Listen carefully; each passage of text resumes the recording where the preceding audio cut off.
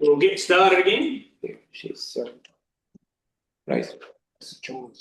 Okay, so thank you and welcome back from the lunch break, everyone. We had a successful workshop this morning. Leslie and Dean have abandoned me now to treat it in the safety of the friends' tables. So just wanted to check in, apologies. We did have Curtis in this morning representing Stuart Duncan from CDC, but he's had to depart, so an apology for the afternoon from Stuart. Other apologies? Oh, sorry. I apologies. I need to leave the meeting this afternoon a wee bit earlier. Right. I've got to go get a foot X-ray taken. Okay. So you'll be departing a bit earlier than the conclusion. Yeah, just slightly, about 1:45. Yeah. Okay, no, thank you. Thank you. I've got an apology on behalf of Councillor Joe Stringer. He did teach me during the previous session. He's ill and he's been trying to get online, but it's a problem. Okay, thank you. So Joe Stringer. Alrighty, would someone like to move that those apologies be accepted? Thank you, James. Second for that. Also, thank you. All those in favour, please say aye. Carried. Right now, someone's got. In the agenda, there was no public forum, but there was a late request for a public forum, which I sent this week on Friday. So we've got Rebecca Shepherd from the Mosgiel Diary Community Board. She's chair of that community board, and she's going to join us online. So Rebecca, will hand over to you for a short 10-minute period. Thank you. Hello everyone, thank you for having me again here at short notice. I'm sorry it wasn't on your agenda that I was going to be here. As usual, I am here to talk about Mosgiel's traffic issues. I just wanted to touch base with the recent media coverage and communications with various agencies. I wanted to make sure that we're not at cross purposes about what the Mosgiel Tari community is asking for. I'm not here today to debate whether or not Mosgiel needs a bypass. I think the word bypass has become a bit of a distraction. What Mosgiel needs now is simpler, more practical, and I think a lot more urgent, and that's a safe alternative access point from State Highway 1. Both for heavy vehicles travelling to and from Dukes Road commercial area, and for the increased population that will come with the Wall subdivision and potentially further subdivisions and things going on out at Outram and beyond. The community has long sought, or the community board has long sought a safer alternative route for freight. But when we call it a bypass, agencies, particularly NZTA, may understandably hear something much bigger, potentially even a proposal to relocate State Highway 87 away from Gordon Road and build a costly new road. And this certainly isn't the immediate ask. Yes, Mosgiel still needs a long-term bypass kept on the table, but growth is going to continue and pressure is going to build. But we also need to recognise that the current funding, under the current funding framework, we realise Mosgiel is going to struggle to compete with those larger centres up north to be a road of national significance. That doesn't mean we should do nothing. It means we should act now on a practical sort of safety improvement pathway for the dangers that are ahead of us at the moment on our local roads. It is immediate and the risks are real. So over the last 5 to 10 years, growth in Mosgiel, as you know, I've said before, and as you're all very aware, the surrounding area has also put pressure on the local roads. Riccarton Road is now carrying traffic that it was never designed for. Dukes Road is being used more and more by heavy vehicles. And the State Highway 87 and Dukes Road intersection, we call it Five Forks locally, is already beyond what was designed to handle. With heavy vehicles turning from State Highway 87 into Dukes Road North, and also an increasing volume of heavy traffic crossing State Highway 87 from Dukes Road South into Dukes Road North to head up into the commercial area. In effect, we've got a makeshift bypass that's already been created, not by any design or by any planning, but out of congestion necessity. We understand there are now I've been told there's more than 100 heavy vehicle movements a day using Riccarton Road and Dukes Road South as an alternative to Gordon Road and State Highway 87. That's alongside the estimated 490 odd movements on Gordon Road. These other roads are narrow roads. They've got no shoulder. They've got deep drainage ditches, multiple driveways, and a history of serious and fatal crashes. They're not safe for walkers. They're not safe for cyclists, and they're increasingly difficult for residents who are simply trying to get in and out of their own driveways. I know that the government has criteria they assess in making decisions on road spending. I know that serious injuries and fatalities are an important part of that assessment, as they should be, but we wonder whether the near miss and assessment of the less serious but only just by a whisker type incidents come into any thinking. I know that WorkSafe recognises near miss incidents in the workplace so they can make changes to reduce injuries and deaths at work, and I just wonder how that fits with the efforts to reduce traffic accidents. I'm sure that it does, but I'm just thinking, you drive along Riccarton Road and you can see those dangers and near misses happening every day. The pressure in and out of Mosgiel is only going one way. Heavy vehicle traffic is expected to rise as the Dukes Road commercial area grows, particularly with the inland port. There's a planned 650 lot subdivision on the current Walls plant land that's going to add further private vehicle movements. Many of them likely to want to access State Highway 1 via Riccarton Road instead of using the Gordon Road. So that's going to add pressure there. So the question is not whether Mosgiel deserves attention. The question is whether we wait for the perfect, expensive, long-term solution while an unsafe route gets busier by the day, or whether we can make any targeted improvements now. I do understand the NZTA has already surveyed Riccarton Road as a potential bypass route some years ago, and I also understand that road frontage land was purchased by DCC in preparation for that work.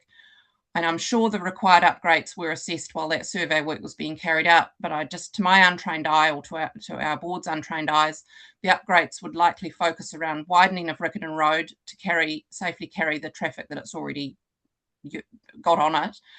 Installed some sort of traffic control, maybe a roundabout at the Dukes Road and State Highway 87 intersection. We call it Five Forks intersection. It's already a hazardous intersection, but it's got growing pressure and we've got vehicles crossing it where they didn't used to be. It used to be a small road to the side.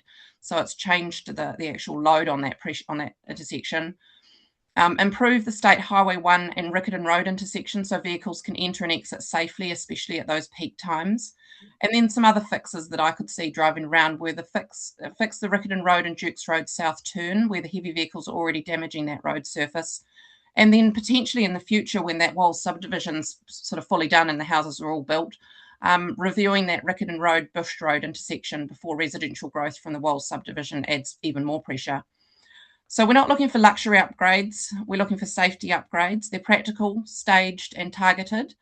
They would reduce risk on a route that's already been used as an alternative access point, and they could also ease that pressure on Gordon Road without waiting for a full new bypass to be funded. I think it's a straightforward request.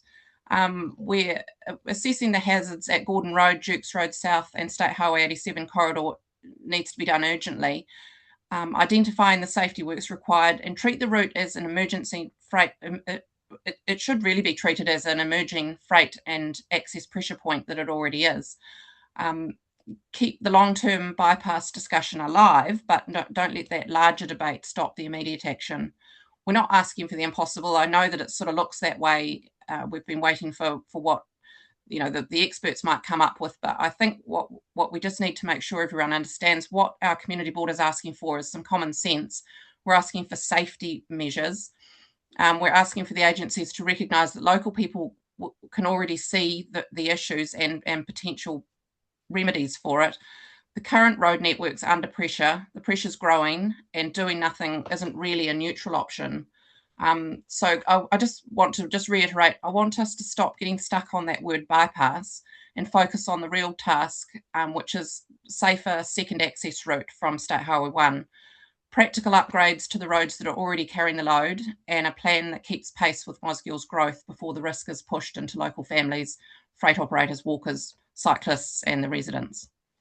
That was very quick. I get nervous and talk very fast. No, it's been, I think, a clear explanation of the issue. So thank you for that, Rebecca. Now, perhaps sort of got you. I just want to clarify, are there any questions? Yeah. Thank you. Kia ora, Rebecca, Steve Walker. Can you hear me okay? Yes, I can, Steve. Yep. Yeah, good to see you. If only there were simple solutions, eh? And of course, common sense is subjective.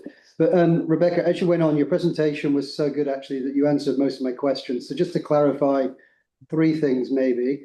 So the term you used for instead of bypass was some alternative access route. Is that We've right? sort of, yes, our community board has tried to talk about an alternative access point rather than a bypass. I feel like all the meetings I've gone to so far, that word bypass is very triggering for everybody. And I think having an alternative access point is probably more constructive. Okay, that segues into my second question. Have you got the full backing of the community board for this proposal? Yes, we had a workshop the other day on it after all the media coverage that was going on and the meetings that we were going along to. We're also trying to pull together a workshop with the various agencies in a couple of weeks. And I wanted to make sure that the board were all aligned and we all agree that the Riccarton Road issue is actually a current danger and it's a hazardous road with some turns that are pretty unsafe. So we're all in alignment that Riccarton Road sort of makeshift bypass, as we might call it, is a real issue for the community. Okay, third question. I've thought of a fourth one as well. So third question is, and I think you mentioned this in the presentation, the concept of a bypass though isn't off the agenda. It's just you're looking probably at suggest what into the much longer term, yeah? I think we've got to accept that it's a longer term proposal and it's something that might as I don't know, we get a greater traffic pressure, I guess we'll start to meet some of the criteria. Okay, and final question is in terms of some of the, I think you mentioned safety measures here and there and certain corners. Presumably you're aware and you'll come to the Dunedin City Council, so some of those will be council related, eh? Yes, absolutely. Yeah. This was only last Wednesday we had a workshop and I just wanted to make sure that we got into, when I saw that you had a meeting, I thought might as well come and have a quick chat. Thank you. Excellent. Very helpful. Rebecca, I, from personal experience, could give my experience, but I just want to understand what you, as a local in Mosgiel, what your experience of the state highway, because I don't think you spoke about it, the state highway queue, because I haven't done that in the evening for a long time until recently, and I was aghast.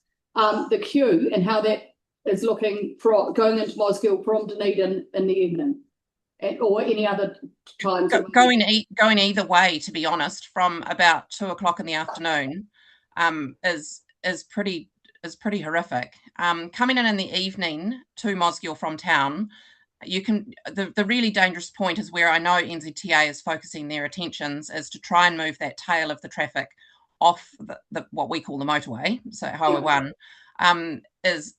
It's so dangerous when you come over that brow of that hill, especially at this time of the year when the sun's shining straight into your eyes. And you suddenly think, oh, I'm not going to go off here at Mosgiel, I might carry on to Riccarton Road. And you quickly duck out and go into the stream of the traffic again, and it's just an accident waiting to happen. It has already happened, but that oncoming traffic coming south from town it backs up quite a long way for such a sort of small centre. It actually is quite a big traffic jam. Is that every day? Every day. Every weekday. Yes. Okay. Yeah. Any other questions? Okay, no, well, Rebecca, thank you for exploiting the short notice opportunity. I think there's been value in having you talk to us. So thank you very much. We'll have a discussion subsequently on what can be done, if that makes sense. And I'm sure there'll be continuing ongoing liaison from the folk up in that corner of the world. I hope so. Thank you very much for having me. Thank you. Bye.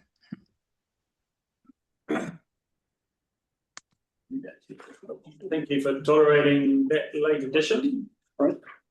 The next item was to confirm the remaining agenda. Is there anything that people see as needing to be added to the agenda? Oh, yes. I believe that we've got Wednesday on the agenda. Presentation. Cool. No, Presentation. we've got that as a presentation. Yeah, so. All right, so no change to the agenda. So the next thing is presentations, and we've got two. We've got Southern Infrastructure and we've got Kiwi Rail. Is there a preferred sequence that it was to have? Kiwi Rail is there on their agenda, isn't it? Yeah, yeah. Rail on one agenda. 5.2. Yeah. There's Kiwi Rail ready to go. Sorry. No, well, we might go with Southern Infrastructure first, if that's okay. Yep. Sometimes when you're chairing these things, you get introduced to it, you've got a sandwich in your hand, and I've forgotten what. So I can do that if you want. I'm sorry. That's right. So for those who don't know me, I'm Anita Dora, I'm the GM of Regional Planning and Transport at ORC, and I've got the sheriff who is working for Southern Infrastructure for me. He's come down from Auckland. We've shown him the secrets of the South, so to make sure he gets out. Always like that. Always like this. So I meet with Southern Infrastructure monthly, and in between that too, a bit informally, but Ben and I catch up monthly, and I thought if this gondola project or a massive MRT project continues to gain momentum, it will end up on the RLTP books at some point. So I thought it might be a good opportunity for some socialisation with the committee, put some decent numbers associated with it. So I think it would be just a good opportunity for you to hear from Ben and the company directly. So that's the purpose of having Ben, and I'll hand over to him. Drew did slot after lunch and just before the kick-off of the All Whites, so I start drifting below the desk. I know what's happening. You got 10 minutes. You got 10 minutes, Ben. And on that note, there was a lot of content in the slide deck. So has that been distributed to and people have? Thank you very much. Okay. So I will work through that, but I'll probably skip through some bits relatively quickly just to make sure we've enough time. I'll just share that on screen. That's okay.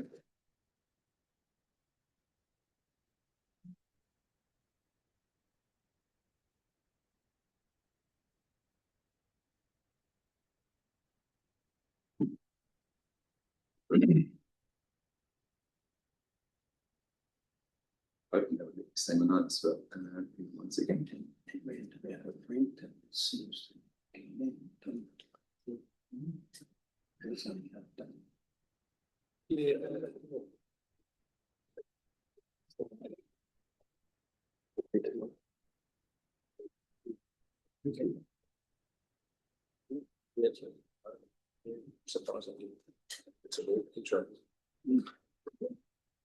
Yeah, so introduction. So yes, I'm Ben Sheriff. I'm the poor substitute for Ross Copeland, who would be here if he wasn't overseas at the moment. But I'm working on behalf of Ross and Jenna from Southern Infrastructure on the Calcar project, as Anita mentioned, working closely with the ORC team, but also with NTTA and KLDC in certain capacities. I'm an engineer by background, but do a lot of independent infrastructure advisory work for the likes of NZTA, Kiwi Rail and councils around the country, mostly in the transport space. So a reasonable track record in public transport, but also large infrastructure projects. And as Anita mentioned, the purpose of the session today, and thank you for making the time available, was to just give a bit of an overview of the project and where it's heading, where we're up to. But as Anita mentioned, it's looking ahead to potential RLTP inclusion, so it's just getting some of that information shared for awareness and conversation. Queenstown today, I won't dwell on this too much. I imagine you all know about the issues in Queenstown probably a lot more acutely than I do and have experienced it as well. But laid out some of the challenges there. And why it's happening and the causes. And I think, one part around that is that isn't unique to Queenstown. I think the population growth and the pressure from residents and visitors is particularly acute in Queenstown at the moment. The challenges around planning and delivery of large transport infrastructure projects is certainly not unique to Queenstown as we see around the country and experience elsewhere. The Queenstown transport context, again, you'll all be acutely aware of this, but I think looking back at past business cases, a cable car or offline mass rapid transit solution has been signalled in business cases for quite some time for Queenstown. James's team is going through a strategic network plan at the moment, which is looking to refresh that view for Queenstown, and I think we're probably due to see in a few months, James. It's getting close, I think. But primarily, previous business cases have focused in on the bus max option as being sufficient to carry us through to about 2050 based on current growth rates and demand. For various reasons, that is now largely off the table as we understand it. And it's kind of compounded by the planned growth around the Ladies Mile area in particular, and an extra 11,000 houses going through fast track at the moment, which is going to put significant pressure more so on the route area and the transport system in particular. And that's just repeating what I said there with some images.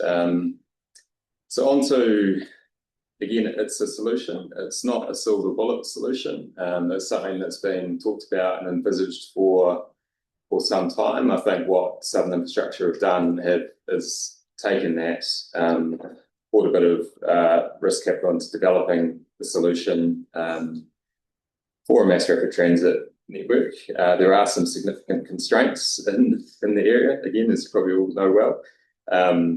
And working through some of that through early planning, design, and consenting. So what we have shown here is the current preferred alignment. Again, we're working on this with ORC and PLDC and NZTA. But really that's split into two distinct stages. The green line we refer to as stage one from the airport into Queenstown. And that currently traverses Queenstown Hill for several reasons. Lower visual impact and impact generally on residents along Frankton Road.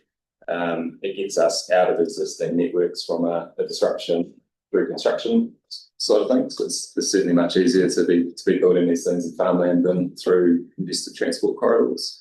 And we've seen the effects of that with the current ended up works in and around the BP roundabout, just how impactful that can be in temporary traffic management and everything else staging.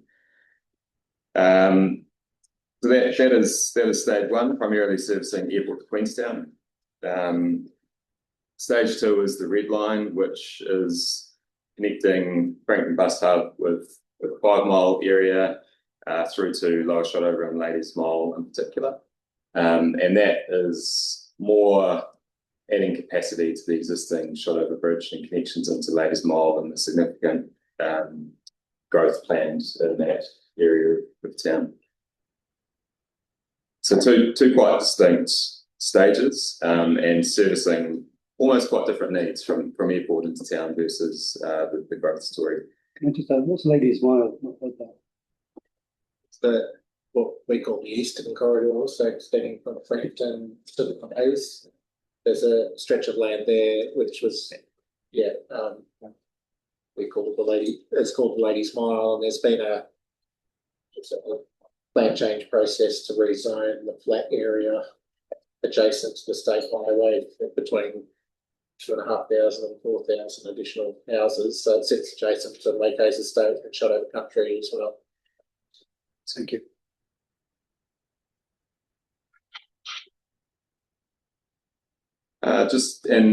These are put up here as some benefits of cable car or gondola as a solution. It certainly wouldn't suit everywhere either. This is very specific to Queenstown in the context for a few reasons. There are some significant constraints that this allows us to traverse, but generally, capital cost wise, for the additional capacity that it would provide, we're sort of looking at below $500 million, which is a big number, but comparative to some of the NZ projects, budgets and other things is quite significant bang for buck.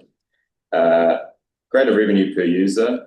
We've had some discussions and draft discussions around differential pricing, so that we have the potential to target certain beneficiary groups through this system. There are some challenges with that and how that would be achieved, whether it's through concession structures or other means. But I think and it's a good discussion point, is around the willingness to have differential pricing for visitors versus residents to support the wider public transport network. One of the significant things about the proposal is there was a 10-seater cabin every 12 seconds in each direction. So frequency and reliability is high. You don't have to look at a timetable. It's show up and go effectively. Low OPEX costs, minimal staffing is associated with it. It's generally for customer experience and wayfinding more than anything. A lot of these systems are automated now. And the net carbon impact of it is significantly lower as well. Don't have the exact details, so I can share some of that later on from Doc and my teams if needed, but it's fully electric. Just a question there, sir. Yeah. Your diagram shows 3 parking things. Is that a parking building? We're looking at park and ride options. I think the one down in Queenstown, QLDC had previously looked at the Boundary Street car park as an option. So are they included or not included in your $450 million price? That's included. Those parking buildings? The airport station isn't, as the airport are looking at doing that separately but adjacent to the station. So we're talking about that with them. And then it would be more of an at-grade park and ride at Ladies Mile on some existing. Okay, so it's a full net when you suggested that was the price, it's the full net price for parking and cableway movement. Okay. That parking area's got to be quite large, because as I work out, and I've been wrong once way back in 1886, it was 3,000 people an hour. Is that about it? Both ways? Yes. Yeah. That's the capacity. You don't need car parks for everyone.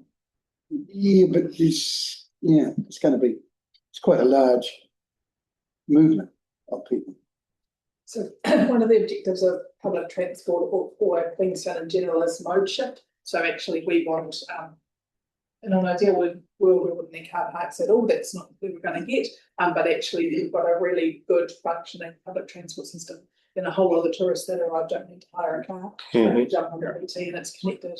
Bus or have a car or boat or whatever it is. So there'll be, I haven't seen it, but I'm sure there's some optimisation in terms of car parking numbers that kind of recognises those push and pull factors of the mode shift that we're trying to achieve. We've also got some slides coming up on the PT network integration, because I think the bus services are really critical to this as well. Just on that, I mean, even though it can operate at 3,000 people an hour, it's not likely to in the short to medium term, is it? So what's the current daily bus uptake in the whole network? It's about 11,000, isn't it, or 10,000 or something? It's about 2.5 million a year, but it's whatever that works out. Yeah, but and rapidly increasing month on month in Queenstown. We've got an amazing PT uptake happening in Queenstown. I think I've written to that one day that based on even the current uptake of the whole network, notwithstanding this was one part of that, then you would probably get an uptick in the new service that would likely to exceed, or to reach those peak numbers anytime. So just under 7,000 a day. 7,000 a day. So you could do that in 2.5 hours, 2.5 hours. Peaks and troughs. On that. Yeah, so it's total rides within the network, not just down Franklin Road. Yeah. Right? Yeah. So it's total network. It's fair to say it'll be over what's the word? There'll be more capacity than needed for under capacity for some time. So we're designing it for 3,000 per hour initially. That's quite scalable, because you can add cabins as required to take it from, say, 1,000 per person. throughout each direction up to 3. But you need to do some things to allow that final peak capacity through the life of the system. The other good thing about it is there's no real variable OpEx costs. So running it at 500 people an hour versus 3,000 people an hour, there's very little difference in an operating cost because you're running the system regardless.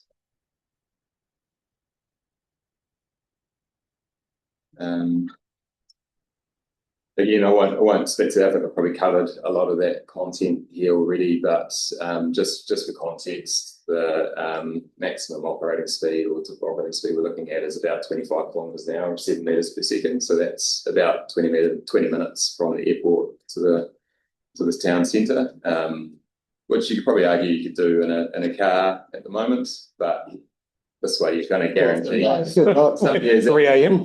I guess it's the reliability of that time. Public transport network integration. This is just more of a tube style version of the route that was shown before. The other bits that we haven't done any work on at the moment, but are trying to ensure that there's future ability to add if it's required, is Southern Corridor and Arthur's Point connections. Southern Corridor is probably a lot more challenging in terms of corridors and getting access through that location. Property will particularly be tricky through there, but Peasants too, much the same image here, but with walkable catchments added to them. So we've done a lot of work looking at what the walkable catchment for each station is for 5 to 10 minutes. So 5 minutes being about 400 metres, 10 minutes being about 800 metres, depending on the topography. But just to demonstrate the sort of coverage of key population density areas across the network. Probably one core outlier at the moment is the Remarkables Park and Wakatipu High School locations, but again, that's where your feeder bus networks and first mile, last mile planning comes into play.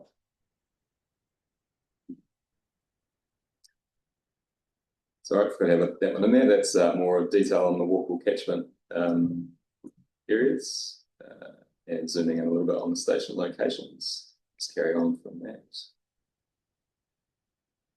Don't expect everyone to read the detail here. This is, we've done quite a bit of work on a business case light for the Infrastructure Commission's Infrastructure Priorities Program, where they do the independent endorsement of projects, which this has received. There is a lot more work to do, but a lot of that discussion around the PT network integration is really kicking off with Anita's team, just so we make sure that the system works. Again, it's not going to be a silver bullet. It does provide the mass rapid transit connection, but very heavily reliant on feeder bus services and redesign and configuration of the existing PT network to support it. You'll also notice the continuation of the current Route 1 and the green line there along Franklin Road into Queenstown. Obviously, with the route design, that is necessary, but all going well with less bus congestion and other congestion on that route to support it. So the next slide that says cable car replaces Route 1 is not correct then? Yeah, that was going to be my question. Thank you. Yeah. Correct. Just as a more slide. Supplements it. Difficult us to happen when we saw it. We're not gonna lie. Sorry. I'll make sure that is updated. That is certainly not intended to be the case. So sorry, just on that Route 1, because thank you, that clarifies my confusion, but just reading the note about Route 1 on the integration of PT network, and then it might be a question for Anita, I'm not sure, Anita, but it is the proportion of the trips on Route 1 currently that are going to Queenstown as opposed to somewhere else on Franklin Road. Do you have that? We don't have that split, but we know that a lot of people actually get off. Yeah. On Franklin Road, which is why bus services right. is part of the sort of And go through town to Fernhill. Yeah, So the Route 1 usage is not solely tied to people travelling from the airport to downtown. Yeah, so. And we've got that data available. from the tag on Otago stuff. Yeah, we know if we get on, we get on. Just one of those. Yeah. You mentioned that before, that the rest of the Queenstown package, particularly the bus priority along Frankton Road, hadn't been funded yet, and it hasn't been delivered. But I suppose trying to understand whether that program still or when needs to be delivered, and whether it needs to be delivered at the same scale, is quite important, really. So we're hoping some of it come out of the NZTA's strategic network. Hold that question for a month. We're still very much of the view that there are some road-based upgrades that will improve the functionality and the efficiency of the network, and they can have, sort of funding as soon as possible. No. They'll take us so far. And notwithstanding, we don't realise the benefits of the BP Correct. Intervention unless we do that additional work anyway. So we don't want to strand that investment by not fulfilling the rest of. But not just the 6A investment, the investment on other parts of 6 as well, because 6A is only the hub of the 3 legs. Yep. That were initially envisaged. There's some real trade-offs to make in alignment design for this as well. So talked about the benefits from a constructability and visual impact perspective going up and over Queenstown Hill. It would have been fantastic to run it along 6A and have some stops along there, but probably we'd still be sitting here talking about it in 10 years would be my expectation. Or potentially, it would be a lot harder to plan, consent and deliver through that section, and we're still going to need a bus network to service a lot of the population in the case. And your starting point seems to move every time I see a map. For the Frankton end of things, how close to the airport are you hoping to get this terminal? So we're currently talking to Health New Zealand about landing on their site. There's currently a gravel car park right next to Lucas Place roundabout, just south of Lucas Place roundabout. Yep. And we're having a lot of conversations with QAC about connecting that through Edmore parking facility and then into the new terminal that's been. So it's, I couldn't give you a distance in meters, sorry. Well, last time I saw it was halfway between the roundabout and the Frankton, between the 2 roundabouts. So you've obviously changed plan. Yes, yeah, very much so, because there's a Frankton bus hub station, which is an obvious connection to the bus facilities. And we did want to make sure that it wasn't too close to the airport station. So just to get my head around this, so the parking sign that you've got there is parking at the airport, provided in conjunction with the airport development. Yes. Is that what you're saying? But a proposed new facility. Right, thank you. Sorry, how close is it? I mean, I know you can't say, is it 40 metres or is it 500 metres? It's not 40 metres, it's probably less than 500 metres. So yes. So it's easily walkable. Yeah. And more walkable with some amendments to the current journey and obstructions in the way. So.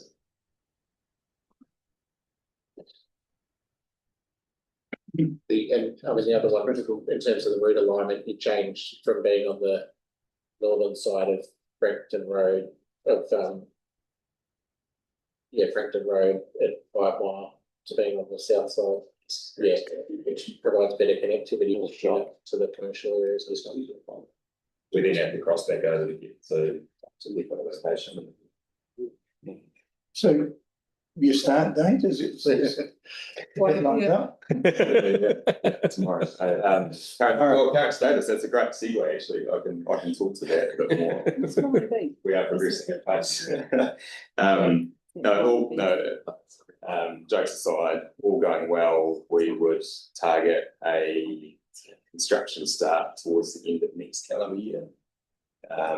That's probably, we've been quite aggressive with our timelines generally, but about a 2-year build is very realistic. Helped the team at Mount Ruapehu one of these in 4 months on very, very challenging terrain. Got much more public interface here, but I think a 2-year delivery time frame is really achievable. I'm sure you could sell it as a scenic ride coming down that Queenstown Hill. very sad. The whole way along. So we're anticipating you might see a line in the RLTP for fix in year 3 of the upcoming RLTP For MRT, for MRT. For new, OS, new for OS. auto delivery. Yeah, Yeah, it's a services. yeah, the 2 services. So we've been referred under the fast track act that happened towards the end of last year. We are working hard on the substantive application at the moment, and lodgement is targeted for about Q4, start of Q4 this year. So not too far away. We've been through competitive procurement exercises for both our roadway suppliers and a building and civils contractor. Lessons from past projects are roadway suppliers are great at manufacturing and installing these systems, but not so good at building buildings and doing civil work, so hence the split. But Naylor Love have been appointed to a ECI contract to support us with design to then move into delivery. And then the other sort of key part, which there's probably a bit of a teaser slide in here around the commercial structure. We're talking with those parties to further develop and refine that at the moment. Quick slide on roadway suppliers. That was more just to talk to the credentials of the parties that we're dealing with. Global players who are very, very experienced in this space, not just in alpine environments, but more so in urban transport solutions now. We're not being a guinea pig here. There are multiple urban public transport installations throughout South and Central America, but also in Paris now, which is an extension of their metro line, to deal with physical constraints that they couldn't get through easily. Yeah, so there's some good proven systems out there in an urban setting. In those urban settings, what problem were they trying to solve, and has the resolution been successful in solving that problem? Yeah, generally physical constraints. The one in Paris, their metro is underground within the city centre, then pops out to at grade at the end of one of their current lines. They had a railway siding, a major highway, some transmission lines, and a park. And they couldn't afford to tunnel again for their metro system, so they went with a roadway up and over to connect. That's been operating about 6 months now. Right. And then much the same in somewhere like the Pars, which is quite a steep terrain city. Sorry, I'll phrase the question again. The problem was for the locals or for the visitors in those locations? Locals. Right. And the local uptake has hit the targets that they're anticipating? Yeah. So much so that Mexico City, I think they're up to line 7, 8 now of their network. Yeah. So, definitely a bit easier to plan and consent and get property in some of those locations, I must admit. And then the commercial structure. So I mentioned there was a bit of a teaser in here. We are quite, this is some sensitive information. We've done a lot of work on what this looks like. So there's a bit of IP in here, but so that's why it wasn't in the initial pack that was shared around. But fundamentally, we see this as being part of the public transport system and no different in a lot of ways than current bus operator contracts or arrangements. Otago Regional Council would be responsible for the PT services that are being delivered, and would have a contract with Southern Construction Cable Car Limited to deliver and operate the cable car system as part of the wider public transport network. I'll just show you what we currently think that this means. This is a public meeting. Yeah, as long as you're aware of that, this is going to be. I'll wait for Anita to kick me to the table. But no, and again, this is very draft. It is a working document that we are continuing to work through with QLEC and ORC and NZTA at the moment, along with NIFCO. So please take it as draft and for those purposes. So ultimately, qualify. This has not been endorsed by anyone at ORC at all. Our governance, having seen that, there's a long way to go. It's just everything is public. So it's another space. asterisk on concept here. So Otago Regional Council is the public transport services provider. They would collect fare box, they would set pricing, they would be responsible for the patronage side of things. Existing core PT revenue feeds into that for ORC on the network level as well. Southern infrastructure, we've added potential future revenue through TDM measures, time of use charging and other things potentially. Again, that's in a dashed box because it doesn't quite exist just yet, but they do in the future. Southern Infrastructure Cable Car Limited would take all of the delivery risk on the project, much as we're doing at the moment through consenting and planning, but would then continue through to deliver the project and deliver an agreed level of service to Otago Regional Council from a public transport perspective through separate design and construct contracts and operator contracts as well for a set period of time. This side, we are looking at, that is very small text, I'm sorry, that says IFF for particularly the stage 2 Ladies Mile areas, new developments in that space as a funding contribution there. Again, this is very much an asterisk around this one, but the potential for Crown grant funding. Very much a TBC. Waiting for James to fall off his chair. Yeah. No, he's I'm falling off the chair. It's the All Whites. New Zealand are 1-0 up. I'll wrap this up. Thanks, Ben. And I keep going. That's cool, guys. While you're talking, I obviously have questions when you are finished running through the slides.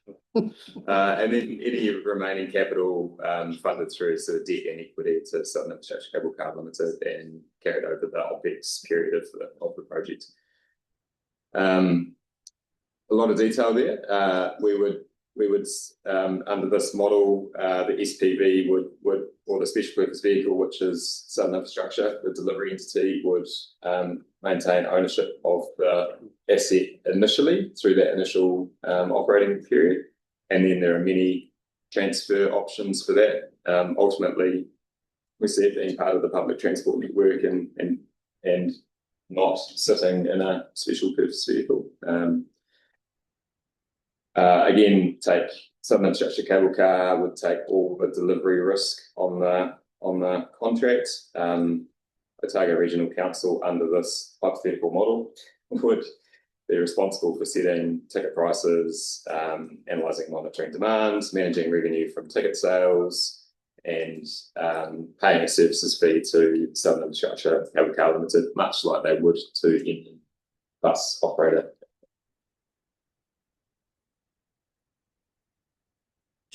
I suppose just to round it out, what ORC is doing and what we think, because we've got an approved business case that's about 5 years old, called the Queenstown Public Transport Business Case that identifies the MRT will be required at some point in the future. And we I say we, Stacey, the corner, is just starting this work on following NZTA's business case process for MRT in general. So that is underway with a view that that will start to shape what MRT might look like in Queenstown, timing, cost, all of the aspects of NZTA's requirement. So we committed to doing it in a meeting with NZTA, SAO, obviously, and IC 2 weeks ago. Stacey slightly put her hand up, and so we got it off. So she started doing that. This is information that has been our LTP and our higher LTPs, and it's new for us. We know buses and roads. We don't know gondolas and yes mates and power cars and all that. So we're all learning as we go.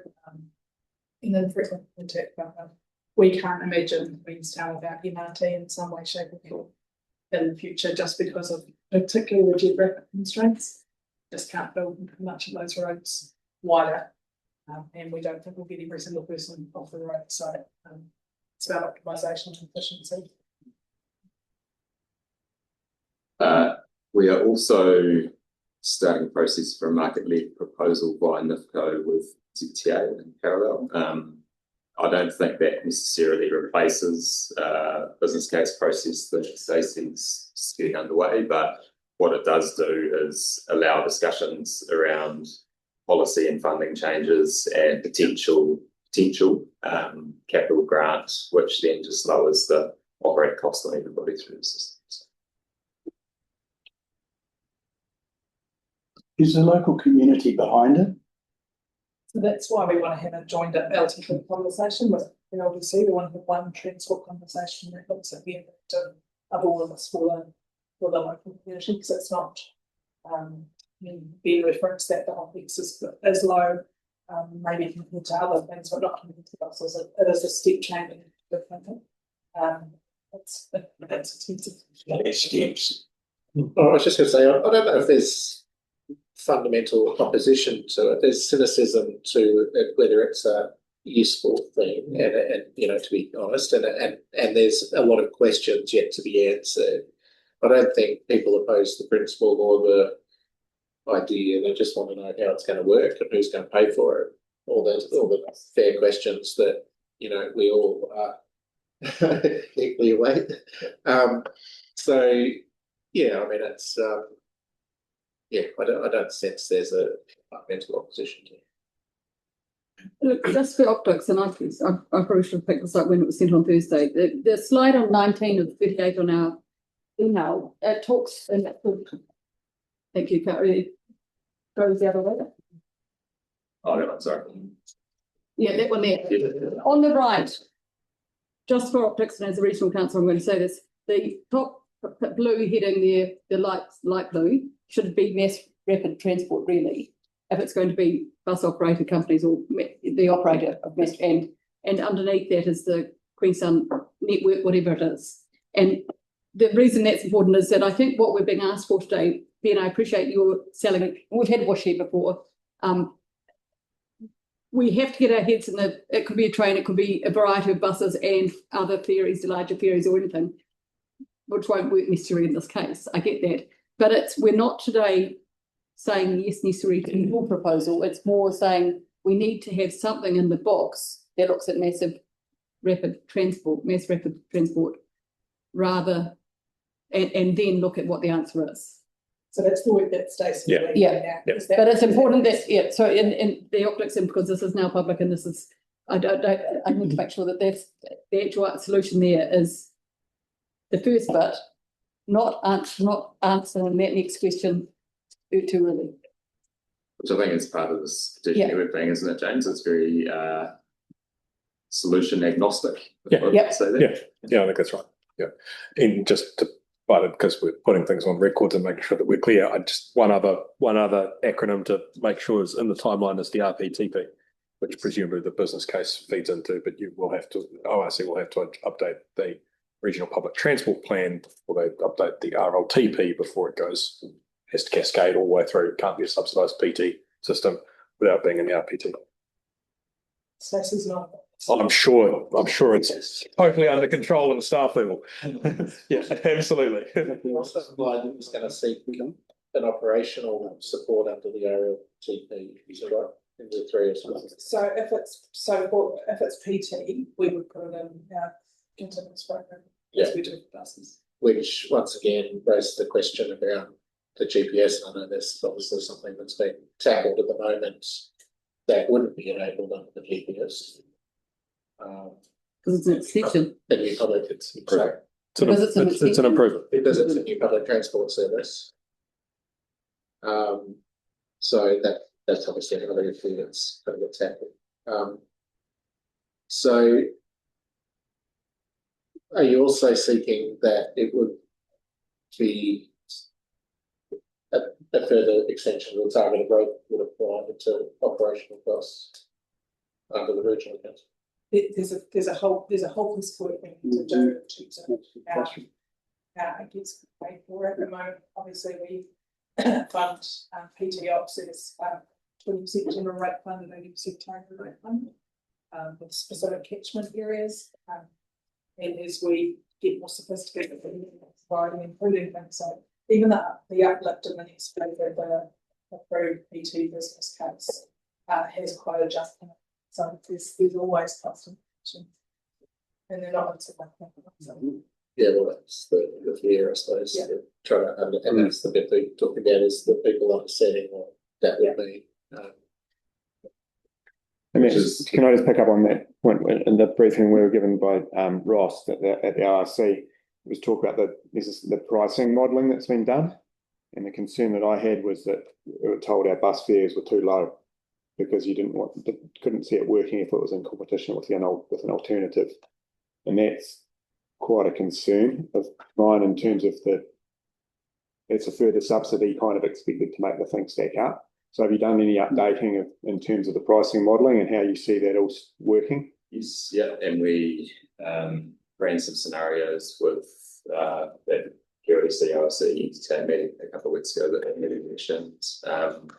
There are a lot of variables involved, is what I'd say, and and much to the point around targeted rates. We've done quite a bit of work on the patronage modelling. WSP's done a bunch of stuff. We've had KPMG that put work around the actual model. If there is a appetite for differential pricing for visitors and residents, it looks like this thing stacks up pretty quickly. If not, then you'd need to look at other sources. But I think what we're saying in here is that would be, in our minds, that would be a Otago Regional Council decision as part of a wider public transport network funding solution, rather than something that we're necessarily posing. Right. And just to be clear, NZTA have got their PT Uber experts at that meeting, and she was really clear that NZTA's position is that PT doesn't discriminate between either. PT is PT, it's accessible for everybody. So you have to look at in terms of price differentiation, what to do with things like long-term concessions with grants rather than individual ticket prices. So every person should pay the same and they all on subject to concessions and sort of goal and those sorts of things. But there are different ways that you can achieve that target without day by day ticket prices being that driving. Yeah, it's exactly the same as the cruise ship issue. Exactly the same as the cruise ship. That's right.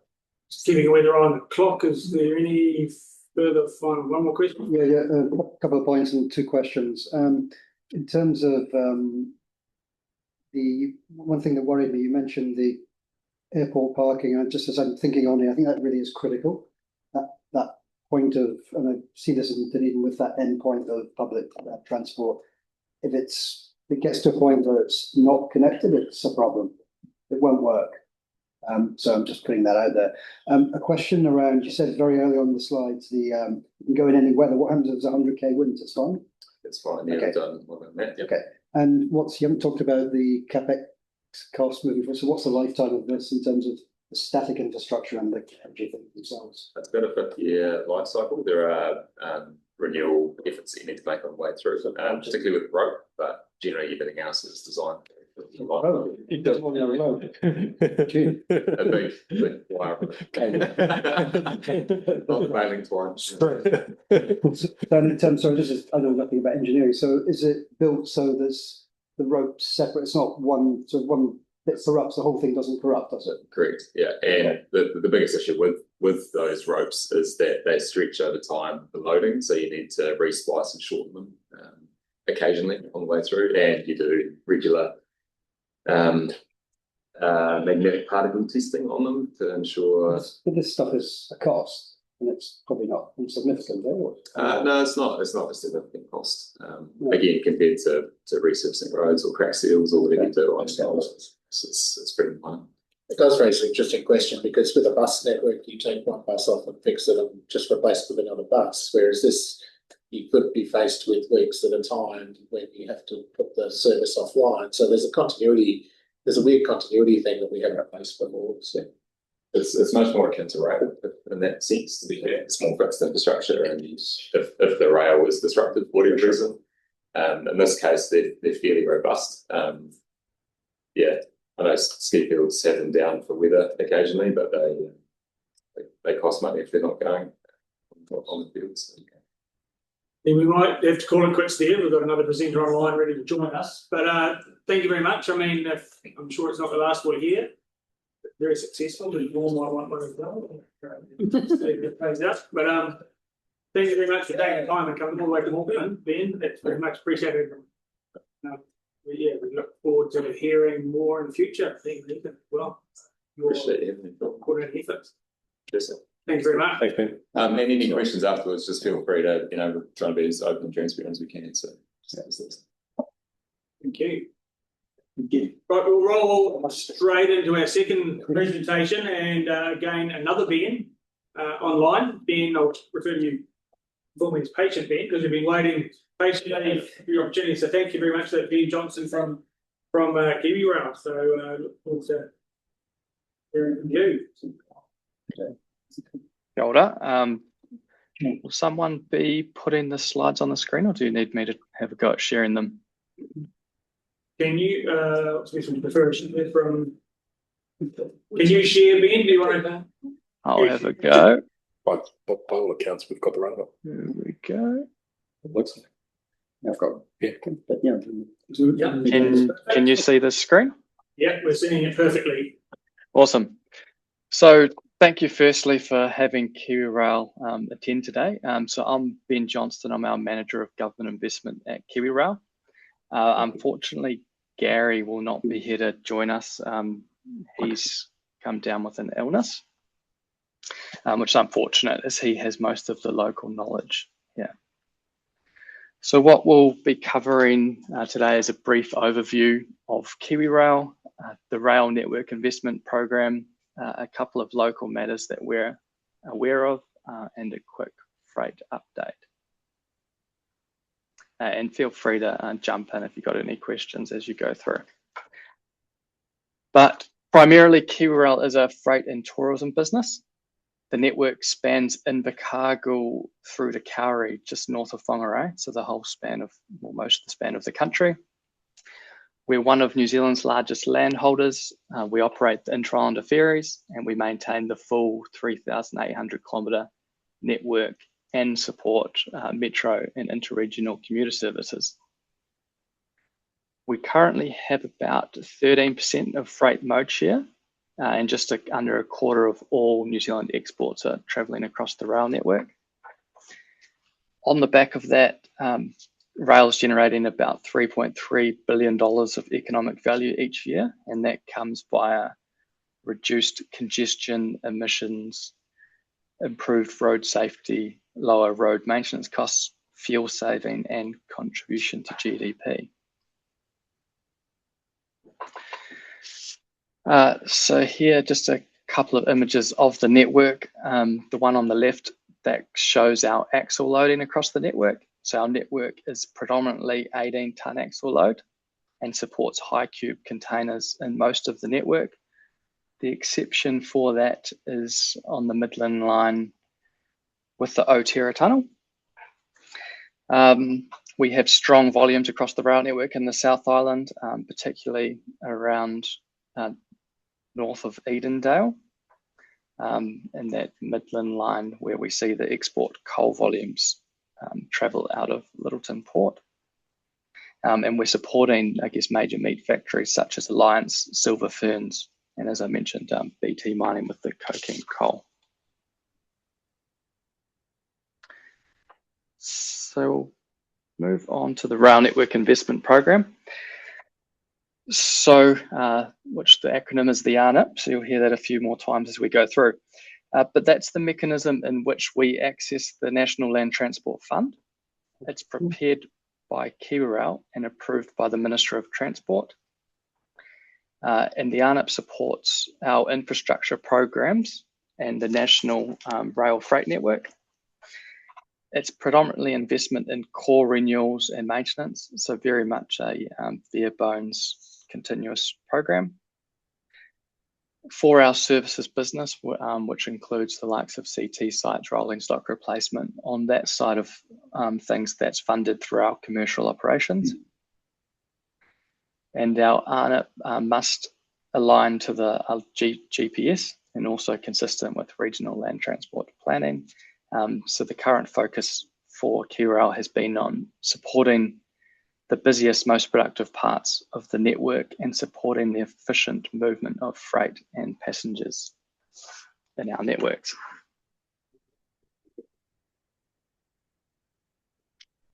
We're currently just about to enter the final year of what we call ARNIP 2. ARNIP 2 spans FY25 to FY27. In FY25, we've delivered 11 kilometres of re-sleepering and re-rails and a turnout at Balclutha. Across FY26, which we're just about to complete, we're delivering another 14 kilometres of re-rails and re-sleepers, as well as track renewals at 4 level crossings and another turnout in Bluff. We also do a lot of other minor renewals and maintenance that aren't categorised into those major jobs as listed on the slide. And there's just an example of one of our major bridge renewals in that picture on the right on the MSR, which was delivered a few years back.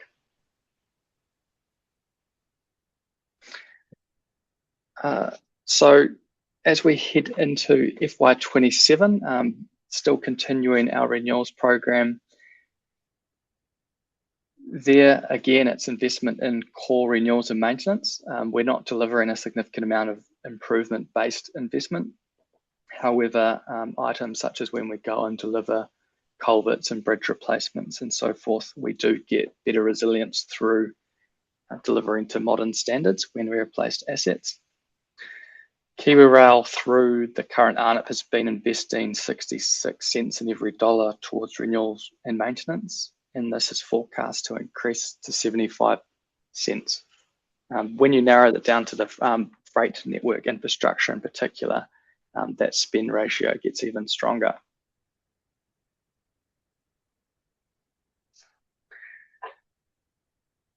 So just recently, we had an announcement through Budget 26. We had a strong result there, receiving $1,075 million for ARNIP 3.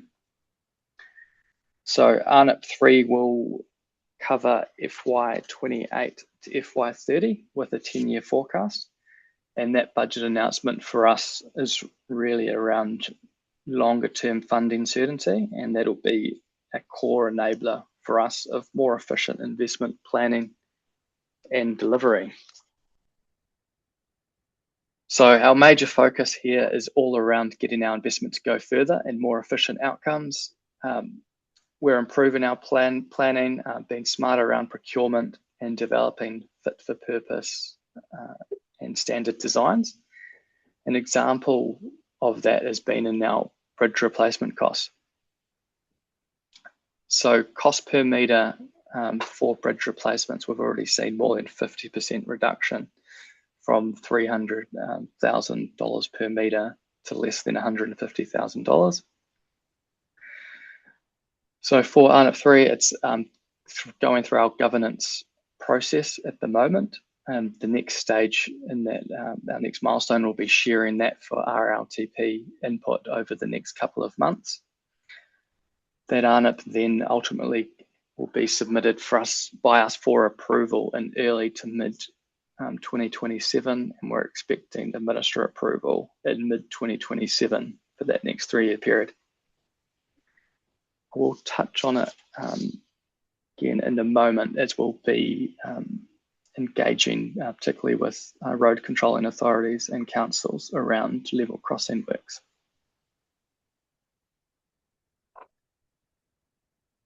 So when we go through our ARNIP development, it's all about generating a high value nationally prioritised program for our works.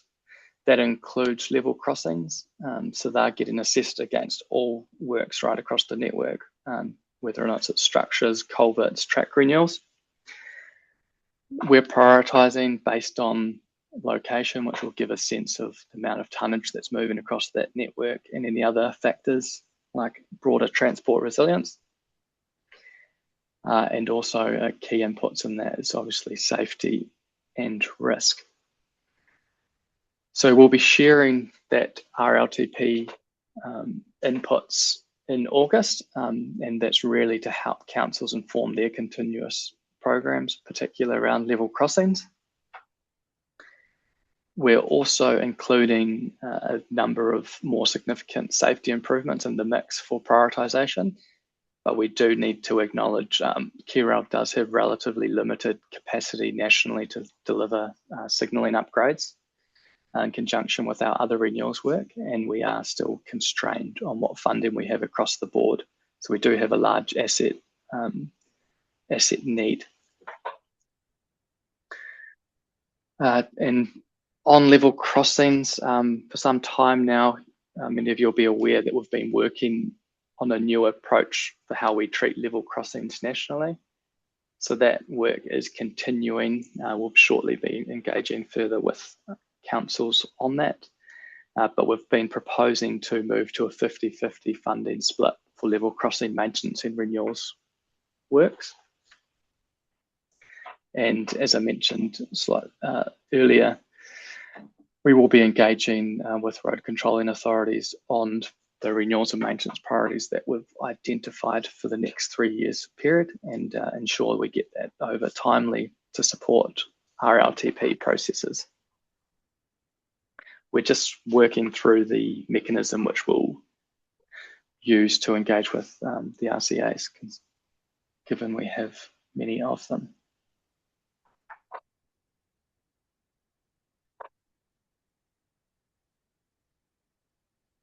So just a couple of local matters, I guess, that we're aware of. One of those is Matilda intersection.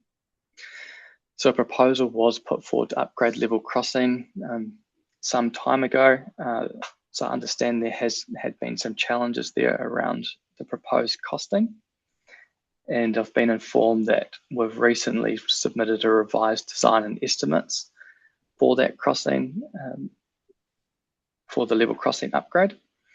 And we are just waiting for approval for budget and scope of that work. We're still intending for that to be completed or to be able to be delivered through FY27, which I understand is when the funding's available for through NZTA. Another just local matter, apologies that Gary's got the most insight into this one, but I understand there was a proposal that did require through the river protection works did require some investment in this bridge. For us, I guess we do have a significant amount of bridge renewal need across the network. So if this is proposed, it will be evaluated against our national priorities. And just moving on, just quickly touch on a freight update. So the National Freight Demand has commenced. That's been led by NZTA, who's working with Deloitte, trying to get an automated process for this. So from a KeyRail perspective, we're really keen to see the inputs of that or the outputs of that and build that into our freight forecasting.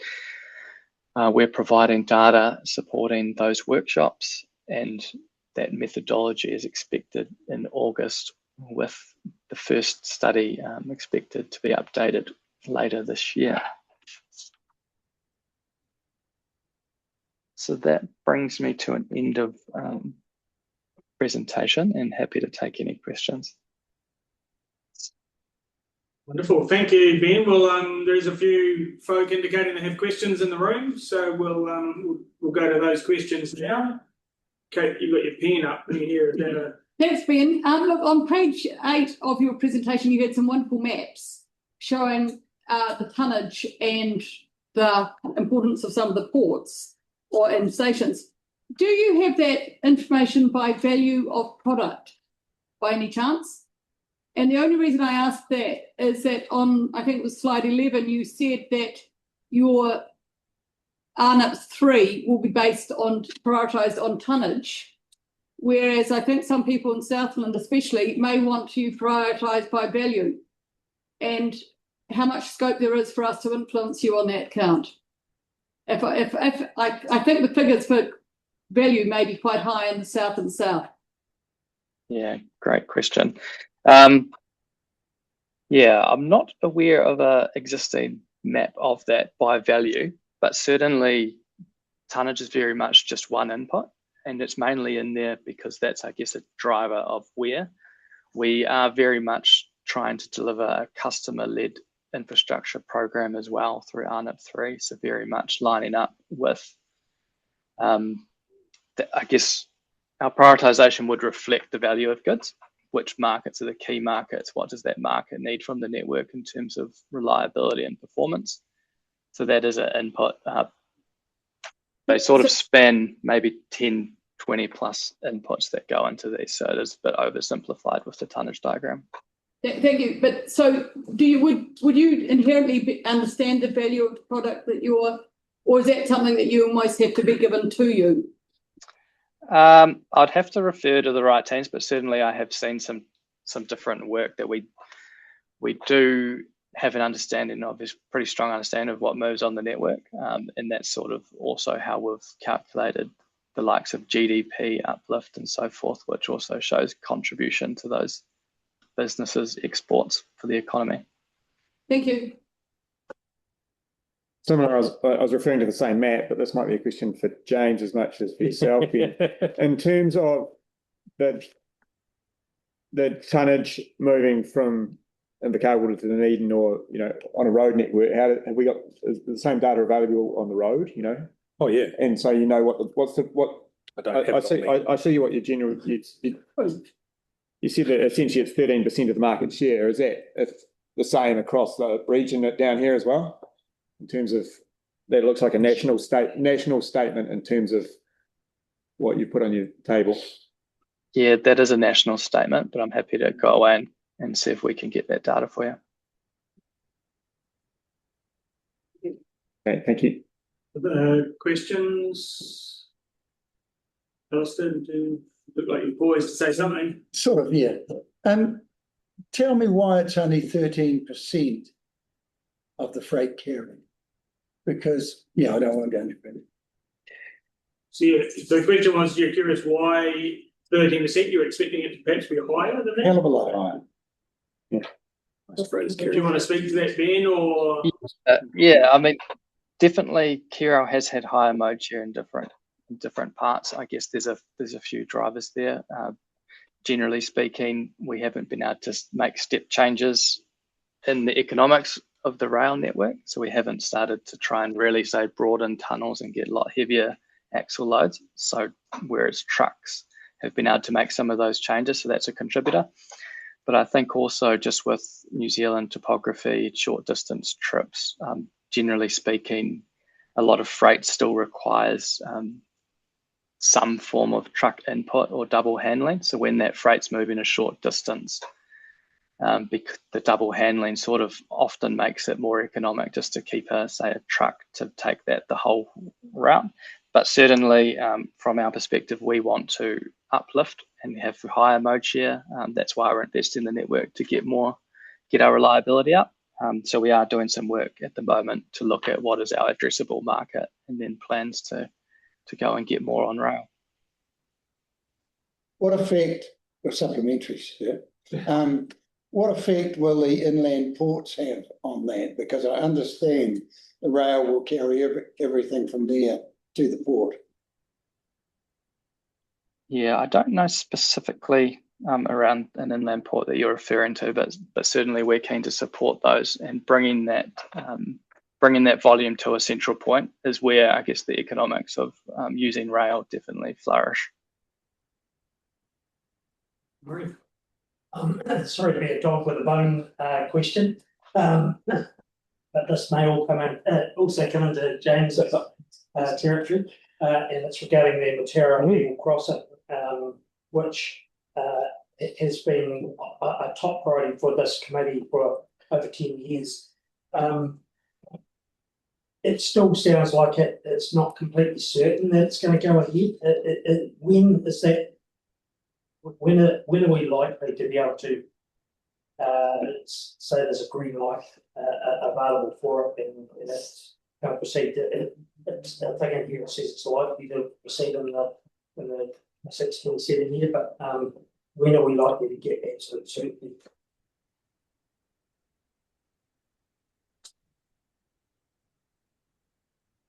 Sorry, is that question to me, sorry, or someone in the room? Well, we'll go to you first, Ben, if you've got any insights, and then we can get others' perspectives on it. But from your point of view, do you have what level of certainty around that delivery year? Yeah, from my understanding, we've just been targeted. There is some funds available through NZTA for FY27, but obviously from our perspective, we need that confirmation of budget with the design proposed to give that certainty. But certainly from what I'm looking at, it seems like there's been a decent amount of back and forth on trying to nail down this design. Yeah, look, I think that's right. I think from NZTA's point of view, it was in my presentation, but we can pick it up now. I mean, it has simply been matching the available funding to effectively scope agreement. It is always difficult for Kiwi Rail to match funding. We're just slightly differently aligned systems. So I think we are making positive progress, and we're targeting 27. I know it's been a long time. So we're both committed to getting. Thank you. Other questions, Leslie? Ben, just one comment. Your August date for the RCAs may be a little bit late in the sense that if they're to get matching funds into their continuous programs, they will need that prior to August, I would hope. Cool, thank you. We've been on track so far to get everything out a bit sooner, so it should be able to come through July. Yeah. Ben, thank you. Thank you for including the photo of the Gore Rail Bridge as we have this meeting in Gore. Just to note, we do have a 5-year funding commitment from Kanoa, and we're working on a program on the Mataura catchment to take a whole of catchment perspective on floods and river management issues on that catchment. We're just currently got contracting work cleaning out some of the accumulated soil either side of the bridge upstream and downstream for the Gore and Rail Bridge, and that's estimated to increase hydraulic efficiency by about 13% through that bottleneck.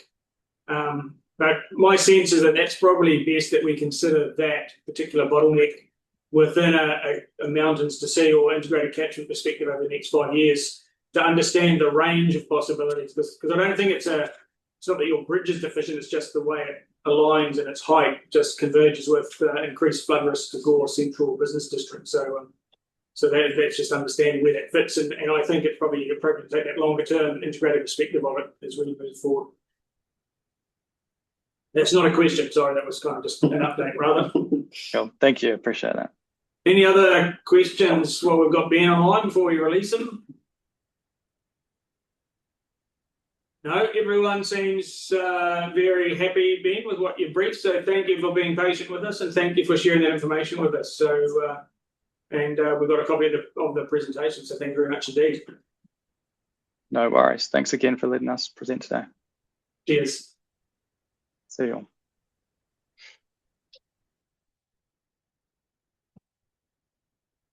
All right. So that's the presentations done. How are we lasting? We might push on for a little bit longer, then we might have It's whether or not the three of our hearts can stand the next 45 minutes of football. Beyond that, Explain. Let's see, what's this latest score? It's 1-0 at half time. 1-0 at half time to New Zealand. To New Zealand.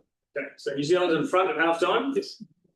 Egypt will be coming out of the half time break. Playing well.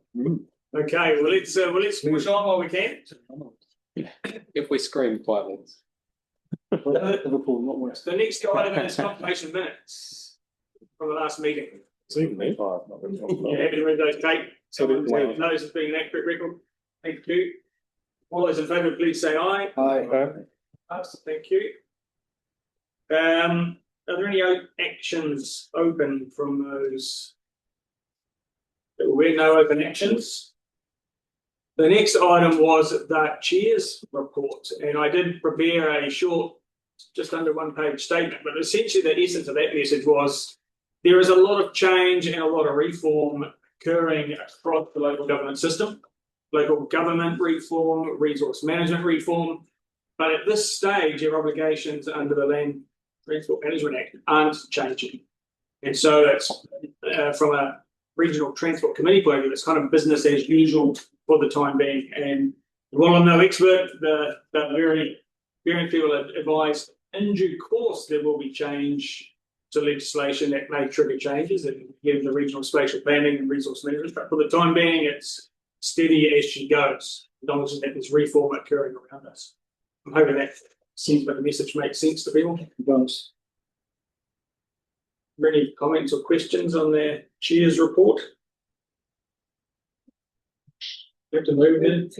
Can move it. So James, seconded by Kate. All those in favour, please say aye. Aye. Against? Thank you. Carried. Okay, that brings us to 9.1, Regional Land Transport Plan Development.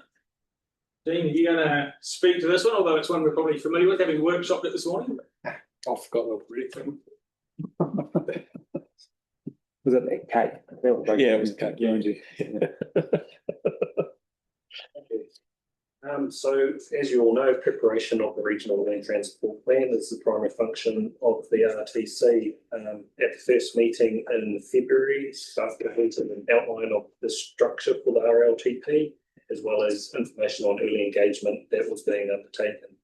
So the development of the RLTP has continued. We've refined the vision, objectives and policies, and we've also refined the investment logic. We've also drafted sections for the RLTP as well.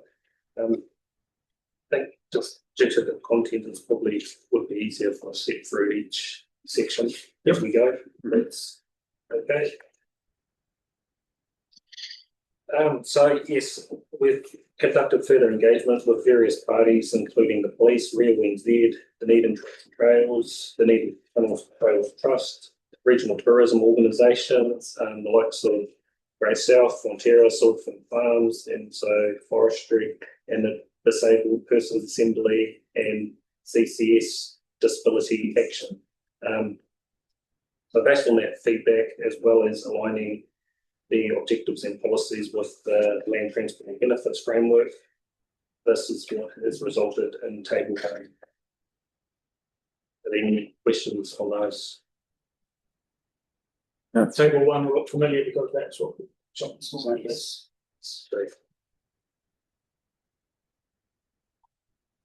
Good. But everyone's comfortable with that.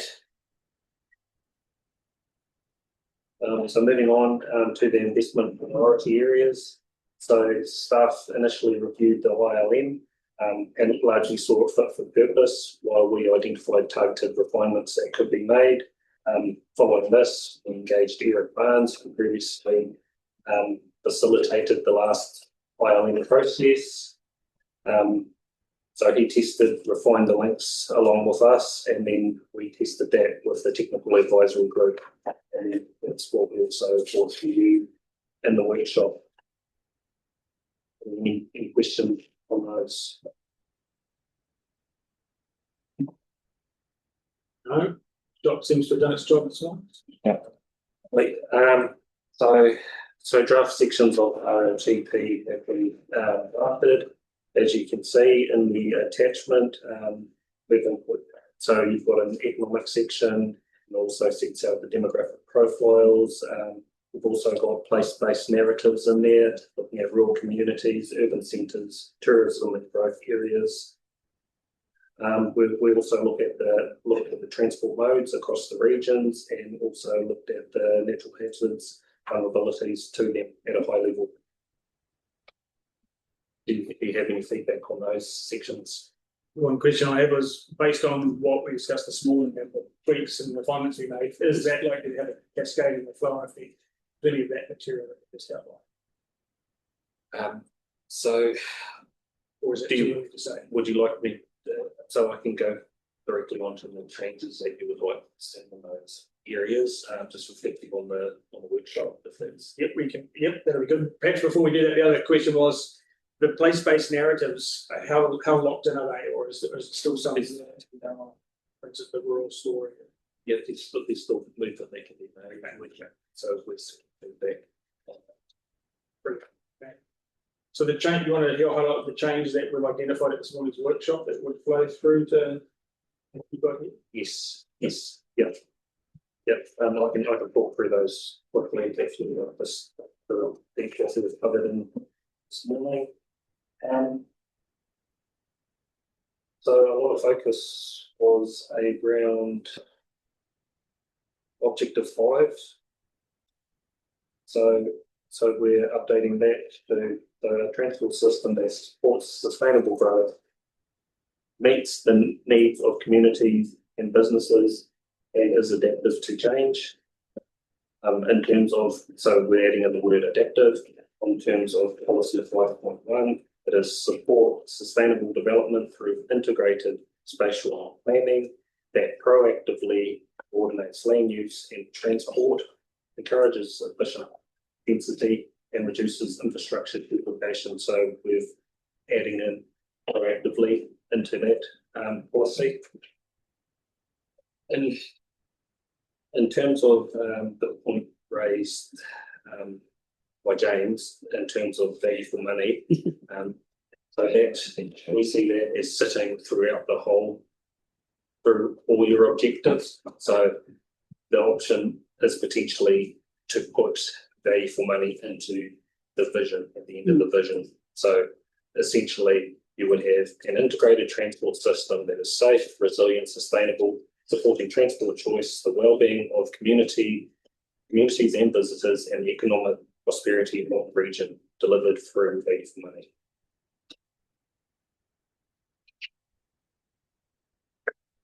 Like it.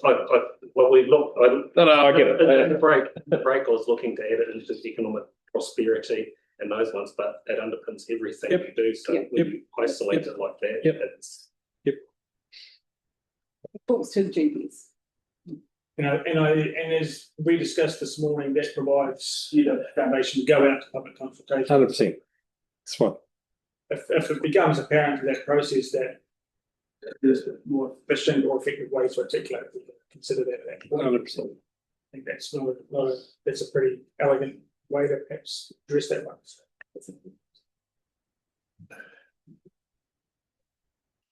Was nodding. I'm good. Okay.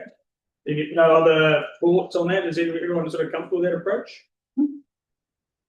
Okay. Yeah. In terms of feedback on the draft sections. When we were having a discussion about this, I had missed out on page under our regional and local authorities, the word each, and I thought Otago and Southland cover approximately 32,000, which was wrong. 64, and I was just, I still think it's helpful to give the quantum, but I had missed out each there, and I think almost equal the areas of 64. Christine, you're online. You've got your hand up.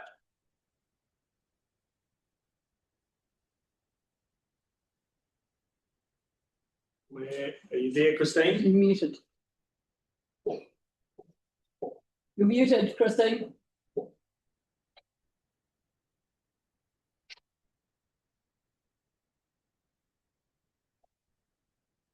No, okay.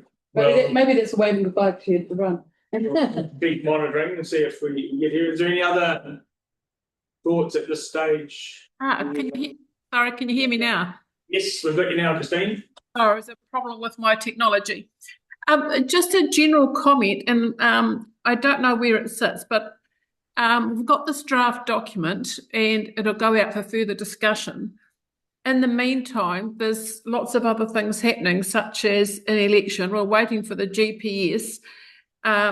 We've got the reform happening and potential rate caps. To me, this all has the potential to have a significant impact on where this document ends up.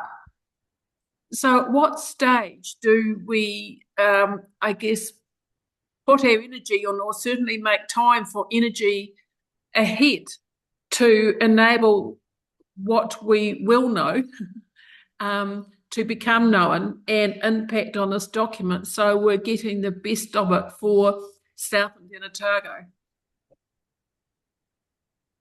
If I can, what I'm hearing, Christine, is you're almost saying we need to have some sort of caveat statement to qualify the saying, subject to change, kind of, that's coming with all this, the stacked or combined cumulative effects of this reform that we're facing. Is that what I'm hearing?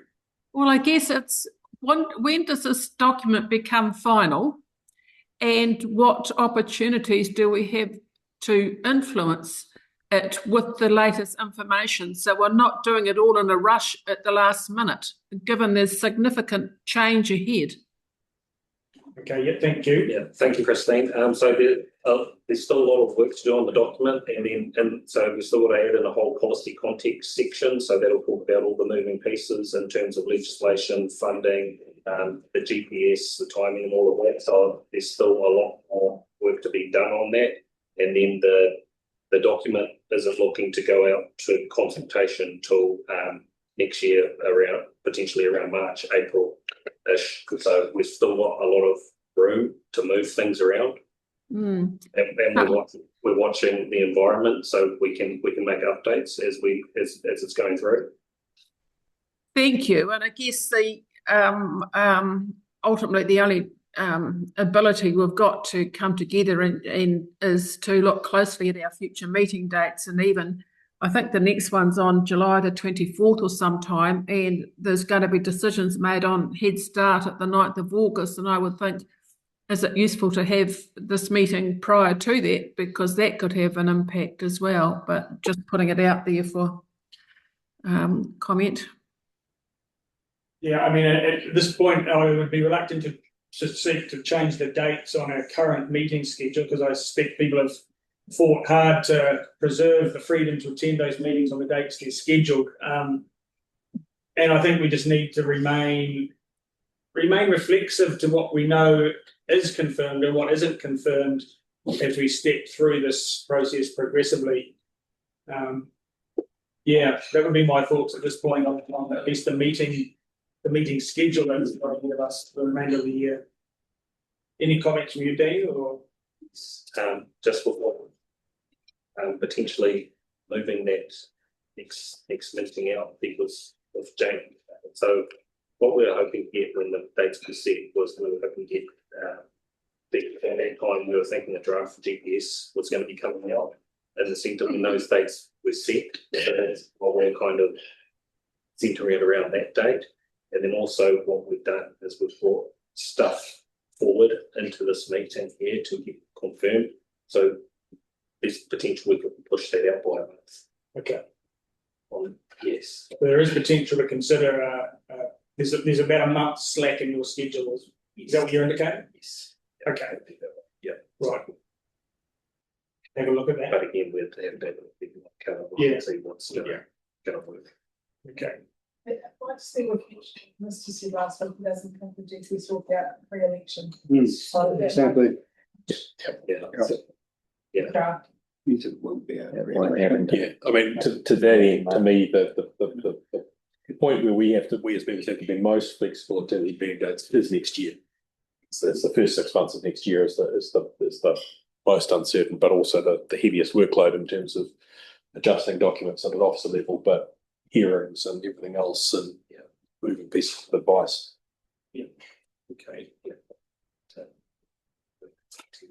So we'll have a look at the dates and see if it is appropriate to resequence the next engagement beyond what's currently scheduled. But for the time being, please keep it in your diaries until advised otherwise. I'll suggest as the appropriate pathway forward. Any other comments, guidance, or feedback to the staff on the draft as it currently sits? Well, there's a little bit of a bugbear I have coming from a tourism sector, and national statistics are useless at capturing the tourism industry, despite the fact that tourism is considered in the top 2 or 3 economic drivers. But when you look at Otago's top 10 largest industries in the 2.3.1 section, tourism's not listed. And I can understand why, because that's what the stats show. But yet our policy statements talk about visitor economy, or that sort of stuff. It's just It's ridiculous, but I've dug in a previous life as to why, so I understand that it's just not captured that way through NBIE, is that correct, or Stats NZ or even? My intention is to build out that section Right. further, pulling across informatics data around things like that. Yeah.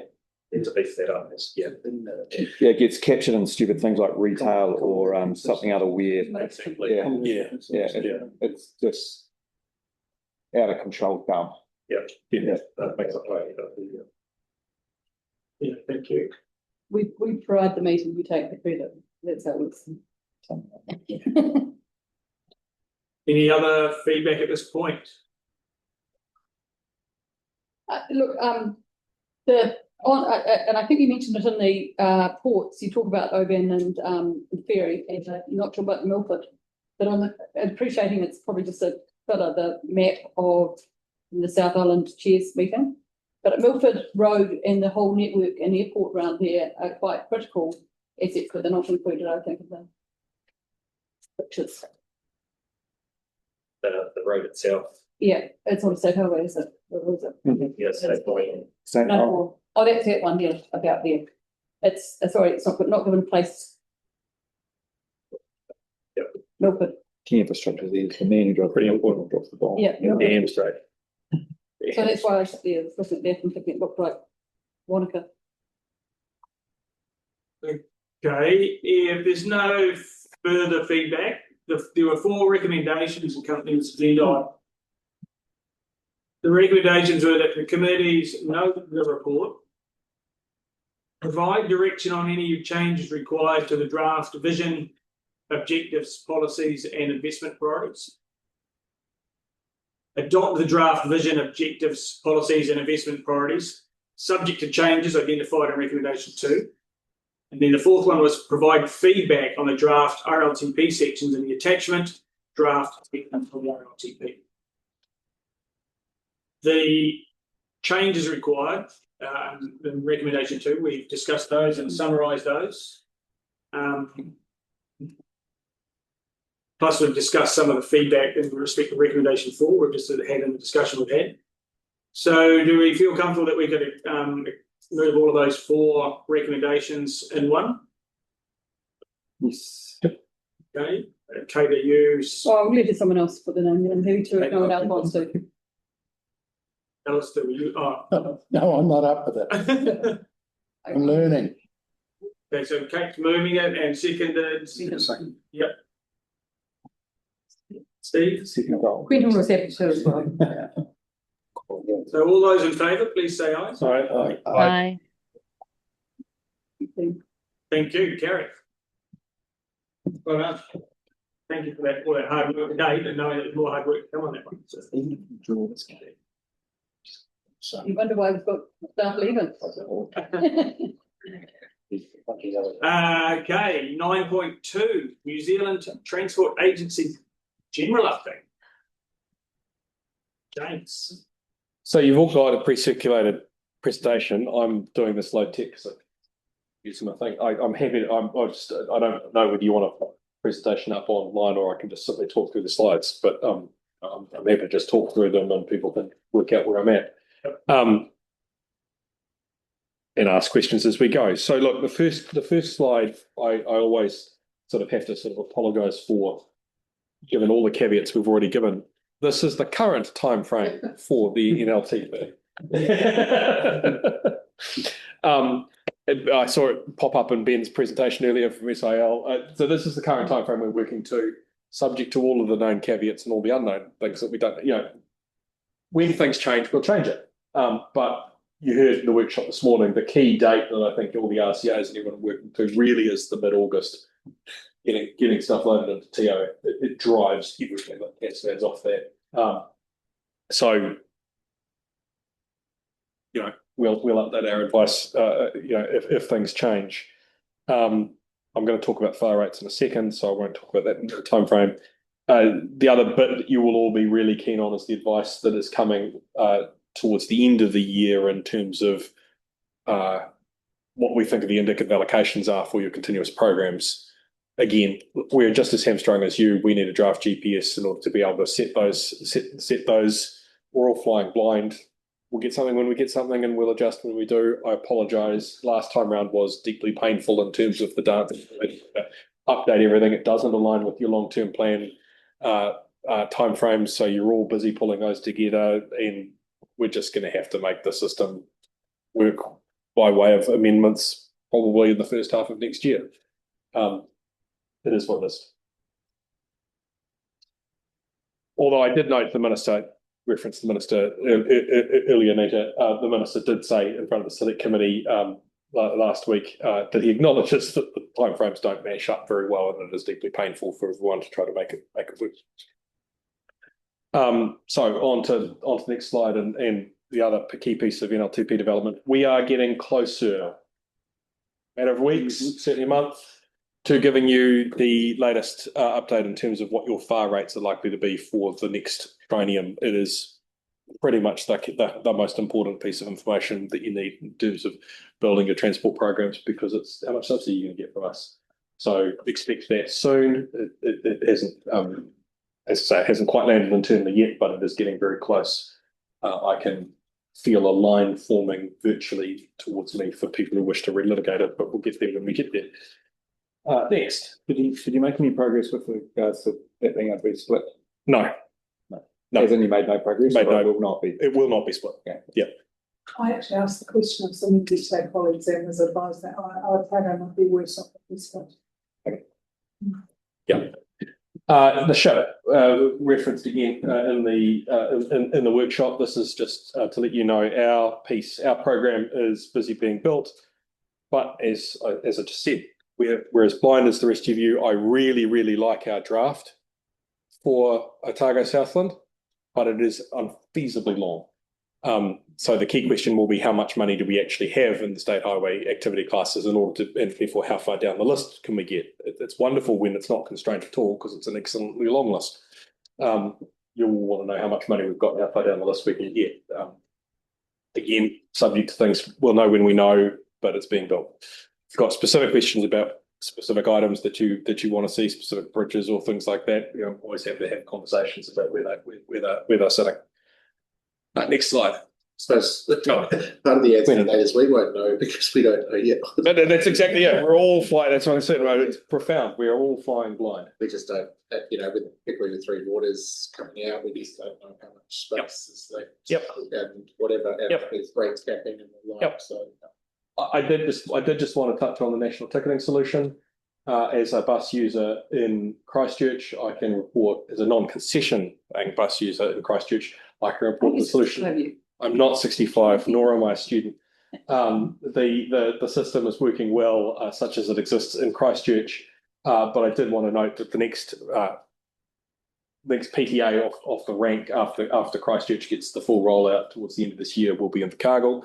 It is a small system, but that is a great piece because that will show the system working across multiple PTAs. It is actually a really significant step for the system, and then we will roll in.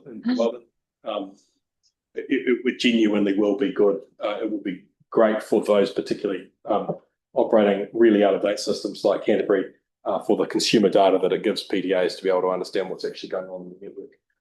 Next slide. This fun topic, safety cameras.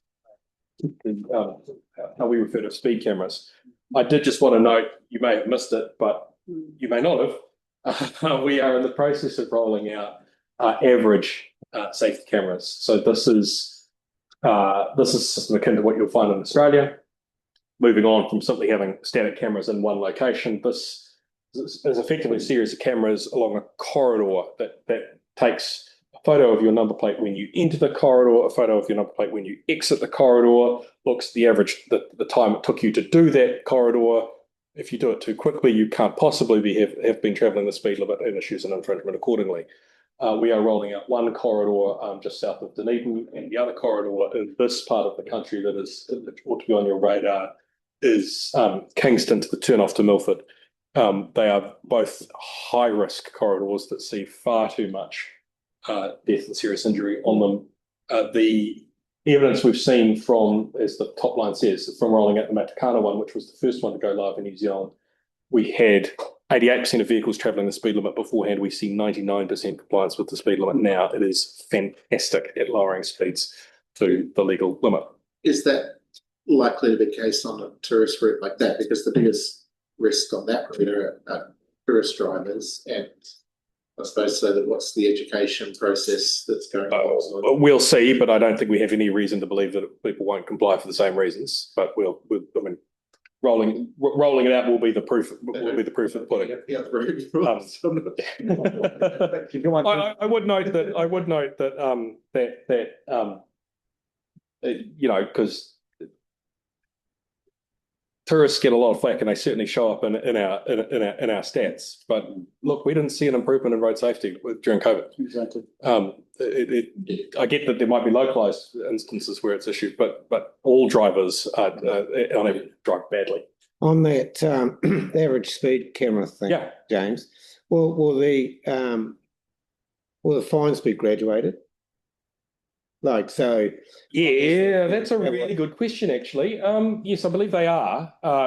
Because, for example, last week I spent a morning sitting in court watching the end of the process, and you absolutely attract a higher fine if you are over 50 kilometres. In fact, if you're over 50 kilometres in a zone and you're caught by camera, you have to show up court. Yeah. In order to, if you get to point B, 10 minutes faster than someone that did it and still. I'm happy to come back by our officers and report on the level of fines and infringements. Just a perfectly hypothetical question, I'm sure. Asking for a friend. Yeah, absolutely. Next slide. Just to make you aware of a program you may not be in, particularly the Southland update. So, community driver testing program is a supplement to the normal graduated driver license program. It's largely run or funded through MSD. We have been going through the process of contracting community driver testing providers, who then have officers. Far too many acronyms and words in there. We've just let the contract for Southland to Frontline Training Consultancy. It is a method of providing education and then ultimately testing to drivers through the licensing process that is profoundly more wraparound than the standard system, and shows excellent results for those who qualify to go through it. So it's been a really welcome addition to the testing program over the last couple of years, and I'm looking forward to being able to come back and report on the actual data through Southland now that we're up and running in Southland. But I know from experience elsewhere in the country, it's great. And then the next slide, I think we're on to projects. So Queenstown, got a bit of talk about Queenstown today. Those of you who spend your lives in and around Queenstown will be aware that we recently underwent the big shift from where the old location, the roundabout at 66A, to a new temporary location. That's the layout of the road you're likely to see until basically close to project completion. It allows us to operate on the bits that we couldn't get to because there was the road.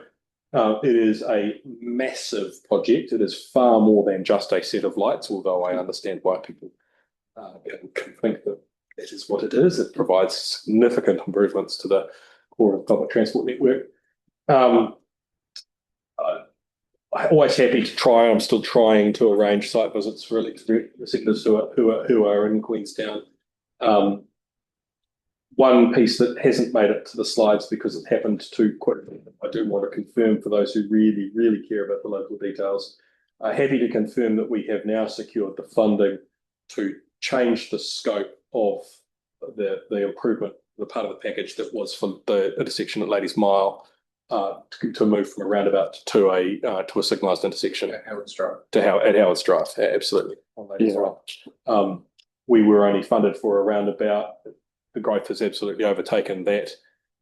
We have reached a deal with one of the developers to part fund that, and we will be able to go straight to a signalised intersection, which is a fantastic outcome. Next slide, Dunedin. Time frame on that. We had already done the enabling works. We should be rolling straight into it pretty soon. Dunedin Mosgiel, I'll start at the bottom. We'll start with Mosgiel. Worth noting for the committee, we are working closely with Dunedin City Council on on investigations and an understanding of what is happening in Mosgiel, we are looking at the feasibility of many of the lower value interventions that were talked about. Some will be subject to bidding, well, most of them actually will be subject to bidding in the next funding round, so 27-30. But we are acutely aware of how difficult it is to get in and out of Mosgiel at State Highway 1. I think there are going to be lower value things that we can do there. We just have to simply work through the process of proving them out. The photo there is of that's outpatients. Yep. Of the outpatients building sandwiched between two State Highway 1 pairs. You should see in Dunedin mid-block crossing start to go in as we start implementing the agreed package of works on State Highway 1 for that. Great. That's excellent. But also, word of warning for anyone in Dunedin, there will be significant disruption on State Highway 88 as the inpatient build kicks off, because things like the MRI machine has to go in. That's a significant lift. The raised crosswalk between the inpatients and outpatients building has to be lifted into place. So State Highway 88, which is a key transport route in Dunedin, will face significant disruption in coming months. Next slide. Oh, resilience, lovely. Just going back. Sorry. On the Queenstown stuff, you didn't have the James Way Bridge in it. I didn't have the James Way Bridge, you're right, sorry. Before I get to resilience, back on Queenstown briefly. Yes, we managed to secure funding and lock in a design for walking and cycling connection that is part of the Wakatipu Active Travel Network, which we just simply refer to as the James Way Bridge, which connects Clara Rise over to, what is that area, Quentin? Sorry? Yeah, okay. Industrial area. The industrial area behind the airport, really. And ultimately, therefore, connects people using active travel as far away as the other side of the Shotover, all the way through to the high school and places like that. It's a key part of that route, and it's about a $12 million budget. I know it seems expensive, but it's a big piece of State Highway 6 to cross. It will be a fantastic improvement, and we will kick into that pretty much now too. We've got geotech investigations to do. It's just you're just moving on with it. It should be finished by the end of next year, I believe, is the timeframe we've issued. Resilience, you may have noticed in the budget a package of Crown funding for resilience projects. We have, over the last funding period, completed the investigation work on 5 significant resilience corridors in the South Island. That is to say, 5 corridors subject to significant resilience risk. 4 of them are, 3 of them are listed here. Katiki Strait isn't actually one of them, but I'll come to it. The budget funded the package of improvements for those corridors. I am wondering why I think it's just football interrupting me. I'll grieve in a minute. It's not anymore. We blame you for this. Yeah, sorry. When the other guy was talking about the cable car, we scored 1 goal. Yeah, let's go back to the other team scored 2. Okay, let's just say it. So, in the next period, we will be able to progress work on the corridors up there. So, Haas to Hawea, I hope you understand the geography, but significant, particularly rockfall risk areas along that corridor. It doesn't fund the improvement works for the major slip at Epitaph, which is north of that. It's outside this region, but clearly impacts that corridor. We will be seeking funding for that in the NLTP. Cromwell to Frankton, again, significant rockfall risk in that corridor, not least of which around Nevis Bluff. We will have rock scaling improvements there. Frankton to Kingston, again, it's largely rockfall, unsurprisingly, and a lot of rock stabilisation. And then the last one on the next slide, Katiki Strait, which is directly on the coast, and is the state highway really is sitting there protecting the rail corridor and everything else. We're continuing to undertake rock armouring work. We've got another stretch of that underway now. So that stabilised skies probably protects State Highway 1 for the short term while we get ready to bid for work to do the much more major investigation of what happens when we can't rock armour that coast any longer and we need to come up with something else to do with State Highway 1. Next slide. That sounds cheap. It's not. The last of the resilience corridors funded by the budget is this corridor here, Milford to Tiano. And the photos on the right, if you take a look, is what can happen in that corridor. It is a particularly dangerous corridor subject to massive disruptions, and really pleased to be able to continue to progress work on that. Next slide. Also, we will be continuing to do some upgrade work on the Homer Tunnel. There's always little pieces of work we can do. Pictured there on the right is the new portal that we managed to build, open last year. And I did talk to the Matono intersection. We are committed to progressing it. Sounds like we've actually got a little bit further with QRL. Wonderful. Somebody agreeing scope of works with QRL, making sure that our budget's aligned. The Milford Road's obviously expensive to manage. Have you sort of got any further with alternate funding arrangements like tolls and things for that for tourists? Nope, that's a policy issue for the ministry to pick up. I mean, honestly, the biggest risk on State Highway 94 isn't road related. It's avalanche risk. They do an amazing job on the road, but they do an even more amazing job in the mountains. Yeah. They are incredible. The Alliance crew there. Right. To that point, there's the reform going through on Conservation Act, and that opens up potential other opportunities with this. Yeah. But it would also probably need to open up the change of status for the state highway. There's that as a challenge too. Last one before we get on to funding, just wanted to mention Ocean Beach. Those who aren't familiar where Ocean Beach is, sits on State Highway 1 between Invercargill and Bluff. It's, as you can see from the picture, subject to inundation and regular flooding. It's quite problematic. We will be raising that stretch of road and upgrading it as soon as we can. As it says, implementation expected late 2026. It will be a significant improvement for those trying to get to Bluff. I'm not going to go through the last of the slides, but they are in your packs. All they simply do is show you the aggregate and then broken out where you each sit in terms of funding allocation and funding claimed as we move through this period. Worth paying a little bit of attention to see how you're going, how you'd expect to be going at this time of the year, this time of the period. Our experience is everyone's always slow to start, but by now you should be tracking well through over halfway and into the last part of the period. Happy to have individual questions asked if you're wondering what sits behind something or not. That's me. Thank you, James. Question. Have we lost again? Or are we two down? Right, two down. You cost us $2. Yeah, cost us $2. Terrible. Two questions. One is talking about the Jim's Way or the bridge.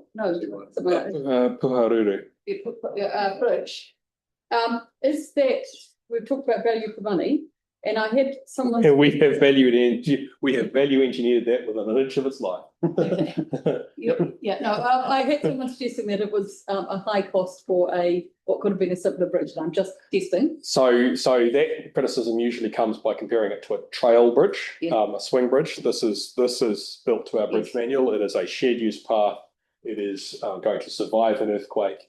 It is for all users, not just simply those who wish to get on a mountain bike. So you are comparing apples with oranges there. No, that's fine. And it was a question, not a statement. No, and the other one is, in light of your comments about what is coming up in the shut and in other things, is it about time, and this is maybe a question for everyone, that actually we front put those announcements with some commentary or disquiet about the funding models that keep on putting us to the back end? I mean, you talked about us, you've got a long list of things to do down here. It is a very, very crucial for our economic benefit. But whether we really aren't loud enough about the value that all of our communities bring by using those roading network to the country. We've had a government who's talked an inordinately long time about, thank God for Otago and Southland, with what they're bringing into the country, but we're not getting much love back. I'm just wondering It may be not a question for you, James, so. No, so to the extent that I can answer it, I mean, two points I would make. I think it's worth noting that the Minister, in releasing the government's response to the National Infrastructure Plan, did say that they have committed to a review of the land transport funding system, kicking off from, I think he said 28, which really is designed to simply get past the election and get policy work done. So that is an opportunity there. But beyond that, we talked earlier about advocacy. I think you should talk amongst yourselves about how best to undertake that. Thank you. Other questions? James, the drawdown on funding. Yeah. That you've described. What was the cut-off date? It would be quarterly, so it's probably the end of March. Yeah. Other questions?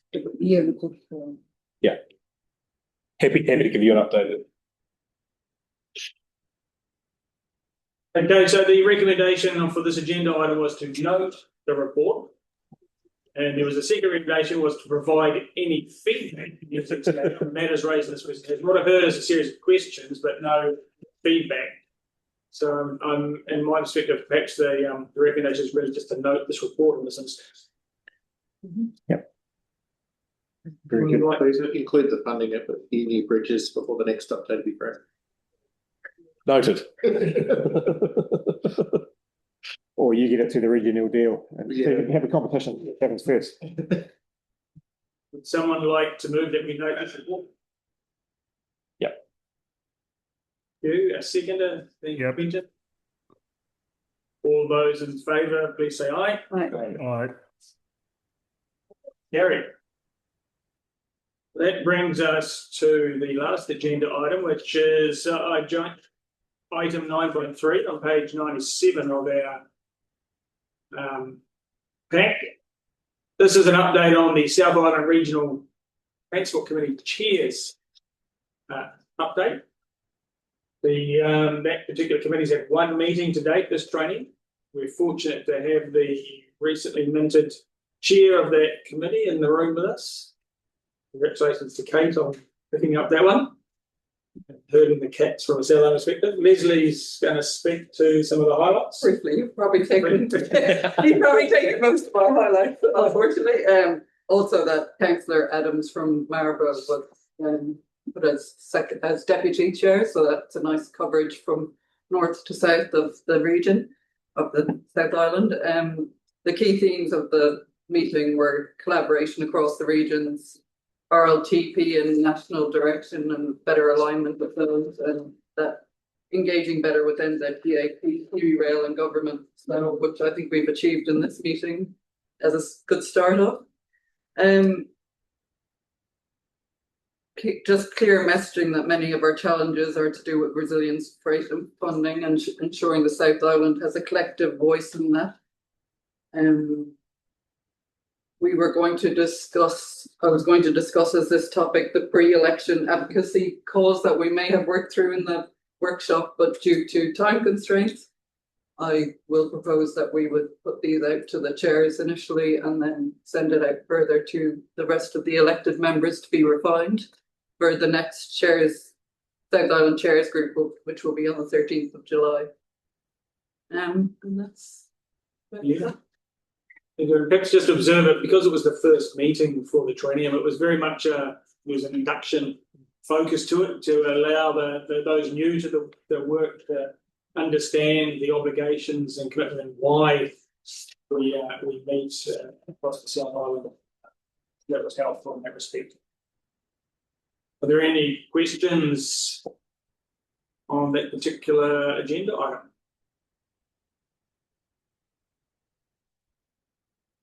So the recommendations are to note the report and to note the unconfirmed minutes of that Chair's South Island Regional Transport Committee Chair meeting held on the 30th of April.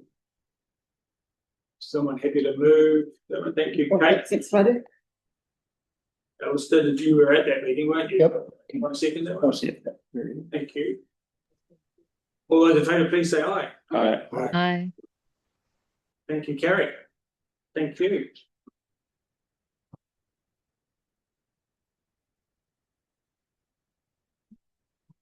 Just ask if there is any extraordinary or urgent business. No one has any to offer or suggest. Is this before you do a code of care?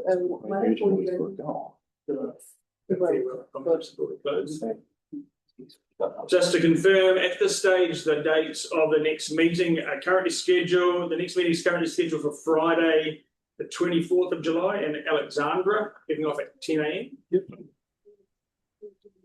That's not far away. Before I close in, I just do want to take the opportunity to note some important farewells. First one I'm going to speak to is Murray, who at the last meeting said this was his last meeting, but then he turned up again. How long can you keep saying that, Murray?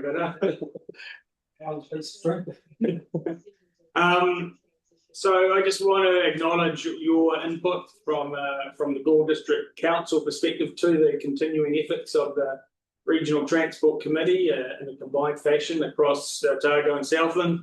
You've been a pretty consistent supporter of that effort, and so I just want, and I'm sure you will be farewelled by your Gore District Council, comrades in due course. But I just want to acknowledge from this group a big thank you for everything that you've contributed and your consistent support for what we've been doing. So yeah, huge thank you. And before we have a round of applause, I'll just ask, is there anyone else who would like to offer comments to thank Murray?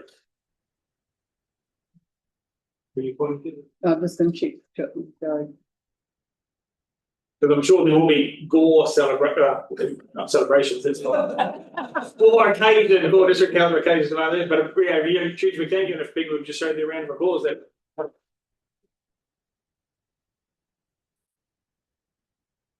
There is a gift, and there is an opportunity if you want to offer any comments to encourage and motivate us for the next decade or few. I just want to say it's been a pleasure dealing or being part of or on the sidelines of the Regional Transport Committee for 20-something years. I encourage officers to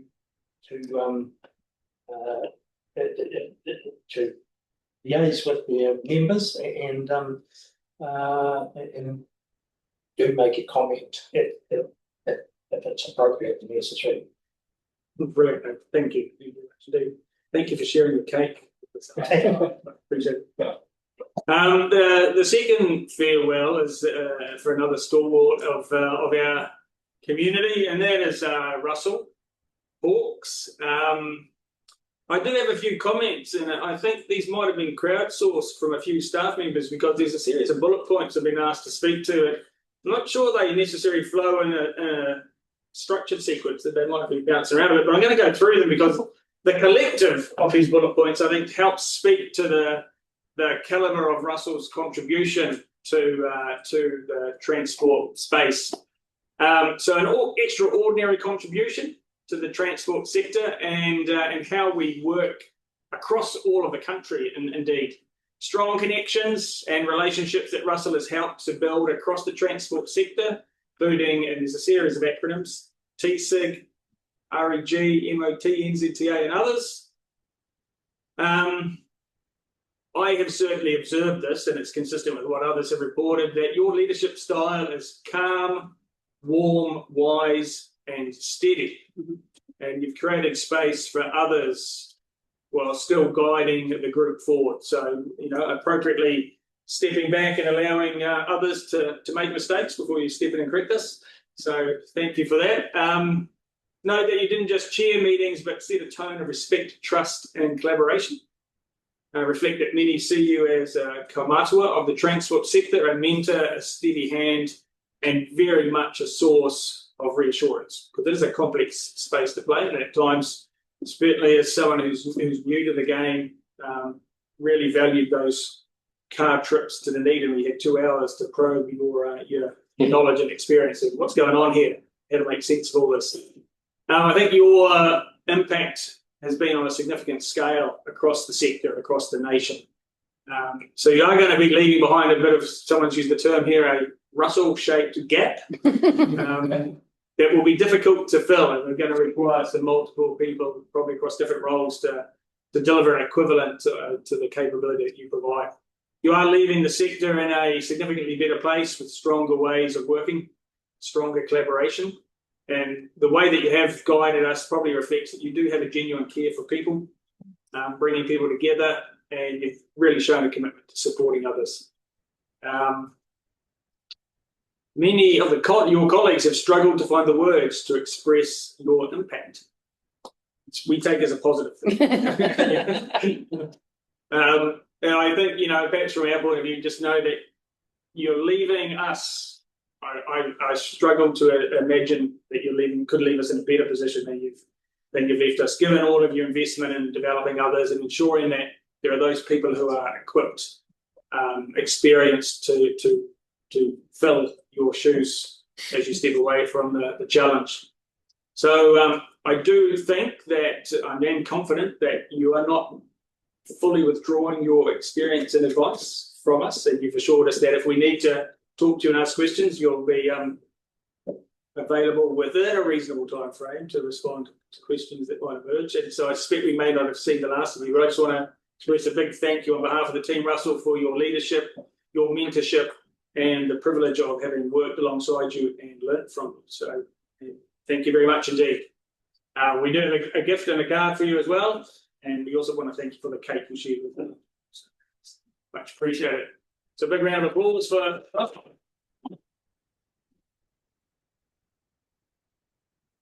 Before we give Russell a chance to speak, is there any others who would like to perhaps just note anything that I haven't covered off? There might be a war story or two. I've been set, I think, first around this table in 2010. And I think Russell was there then. And it was an interesting period that year because of that term, because it was when the Otago and Southland looked, I think maybe 2010, maybe 2013, looked at amalgamating. Way before local reform and making things simple. And I have to say that if there's one organisation that I've looking at simplicity of local reform, it is this committee and how well it has functioned. And it was very much led not by Dunedin City, who weren't that keen at the time, if I remember rightly from my voting, but by the Environment Southland and saying this is the way we should be going. So that, and I'd also like to say that I think if there is a gap shape, it is a heart, because it is Russell's love for his place and for the people and for his, he'll pick up the phone and tell you advice before you realise you need it, which is absolutely fine. And very, very welcome. I don't think he's ever let me get into a mistake before I made it. He is has just calm suggestions of where to go, what to do, and the way forward has always been very, very kindly and gently given, and certainly led from behind by letting us see the way forward rather than not pushing, but just giving good, wise advice. So thank you very, very much, Russell, and I'm so thrilled that you're going to be there to take phone calls, and I know that the staff are relieved that they'll be able to contact you as well. And I think even see you in the office occasionally. Thank you. Russell, did you want to offer any sage advice at this point of the journey? I guess because I'll turn it around the other way. I would say thanks to the combined committees. When it was suggested a number of years ago that Environment Southland and ORC there, not sure whether it was the Cs or the chairs at that time, got together and said there's got to be ways that the two councils can work together. And they looked at consents, and they looked at compliance, and they looked at river management, and they said pretty hard. And then somebody said, well, what about regional transport? And it was suggested to South, and who was here at that? No, I said that. Jane? Was it Jane? that we might like to investigate the possibilities. So Jane and I have got our heads together and said, what have we got to do to actually get these two groups together? And funnily enough, probably the biggest obstacle was actually getting the two ag groups to think across the two regions. Anyway, we did have a couple of meetings, and there was a fair degree of support. For those that have been here longer, you might remember that there was a thing called R funds, and Otago had conveniently spent all their R funds, and Southland hadn't. And the Southland people were actually sitting there saying, Otago just wants our R funds. That couldn't happen anyway, but it didn't matter, the perception was there. So the first couple of meetings, they were finished. We then got to a meeting where there was, because we were trying to, Jane and I were trying to lift conversations to turning yourself around and looking outside of the region, not looking inwards.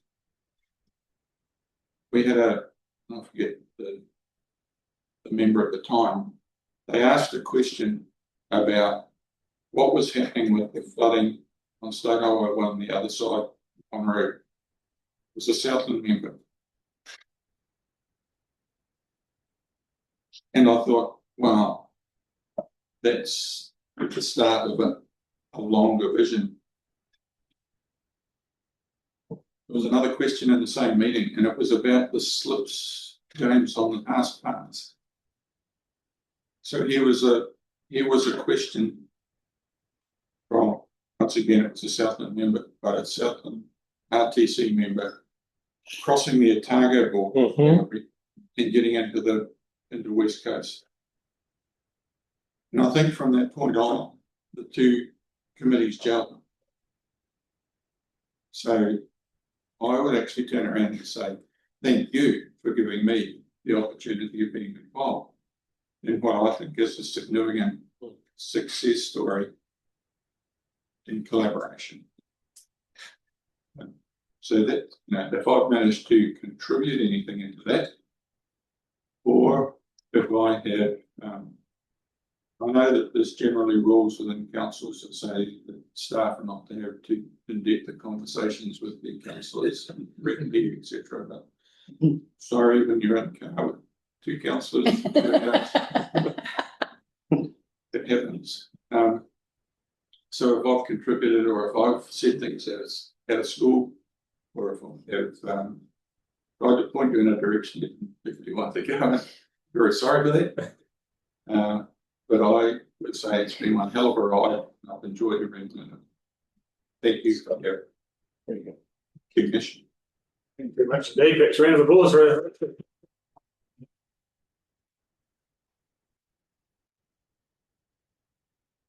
Well, thank you, everyone. It's been a very successful day on the regional transport front. So just want to thank you all for your patience at times, but also for your input to the discussions that we've had. I'm going to close the meeting drawing from a slightly different culture than that which we started with a closing mantra.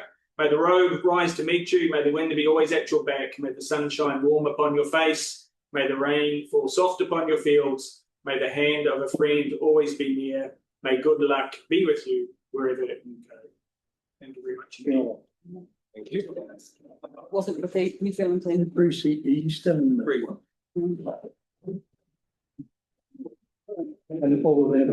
Yeah.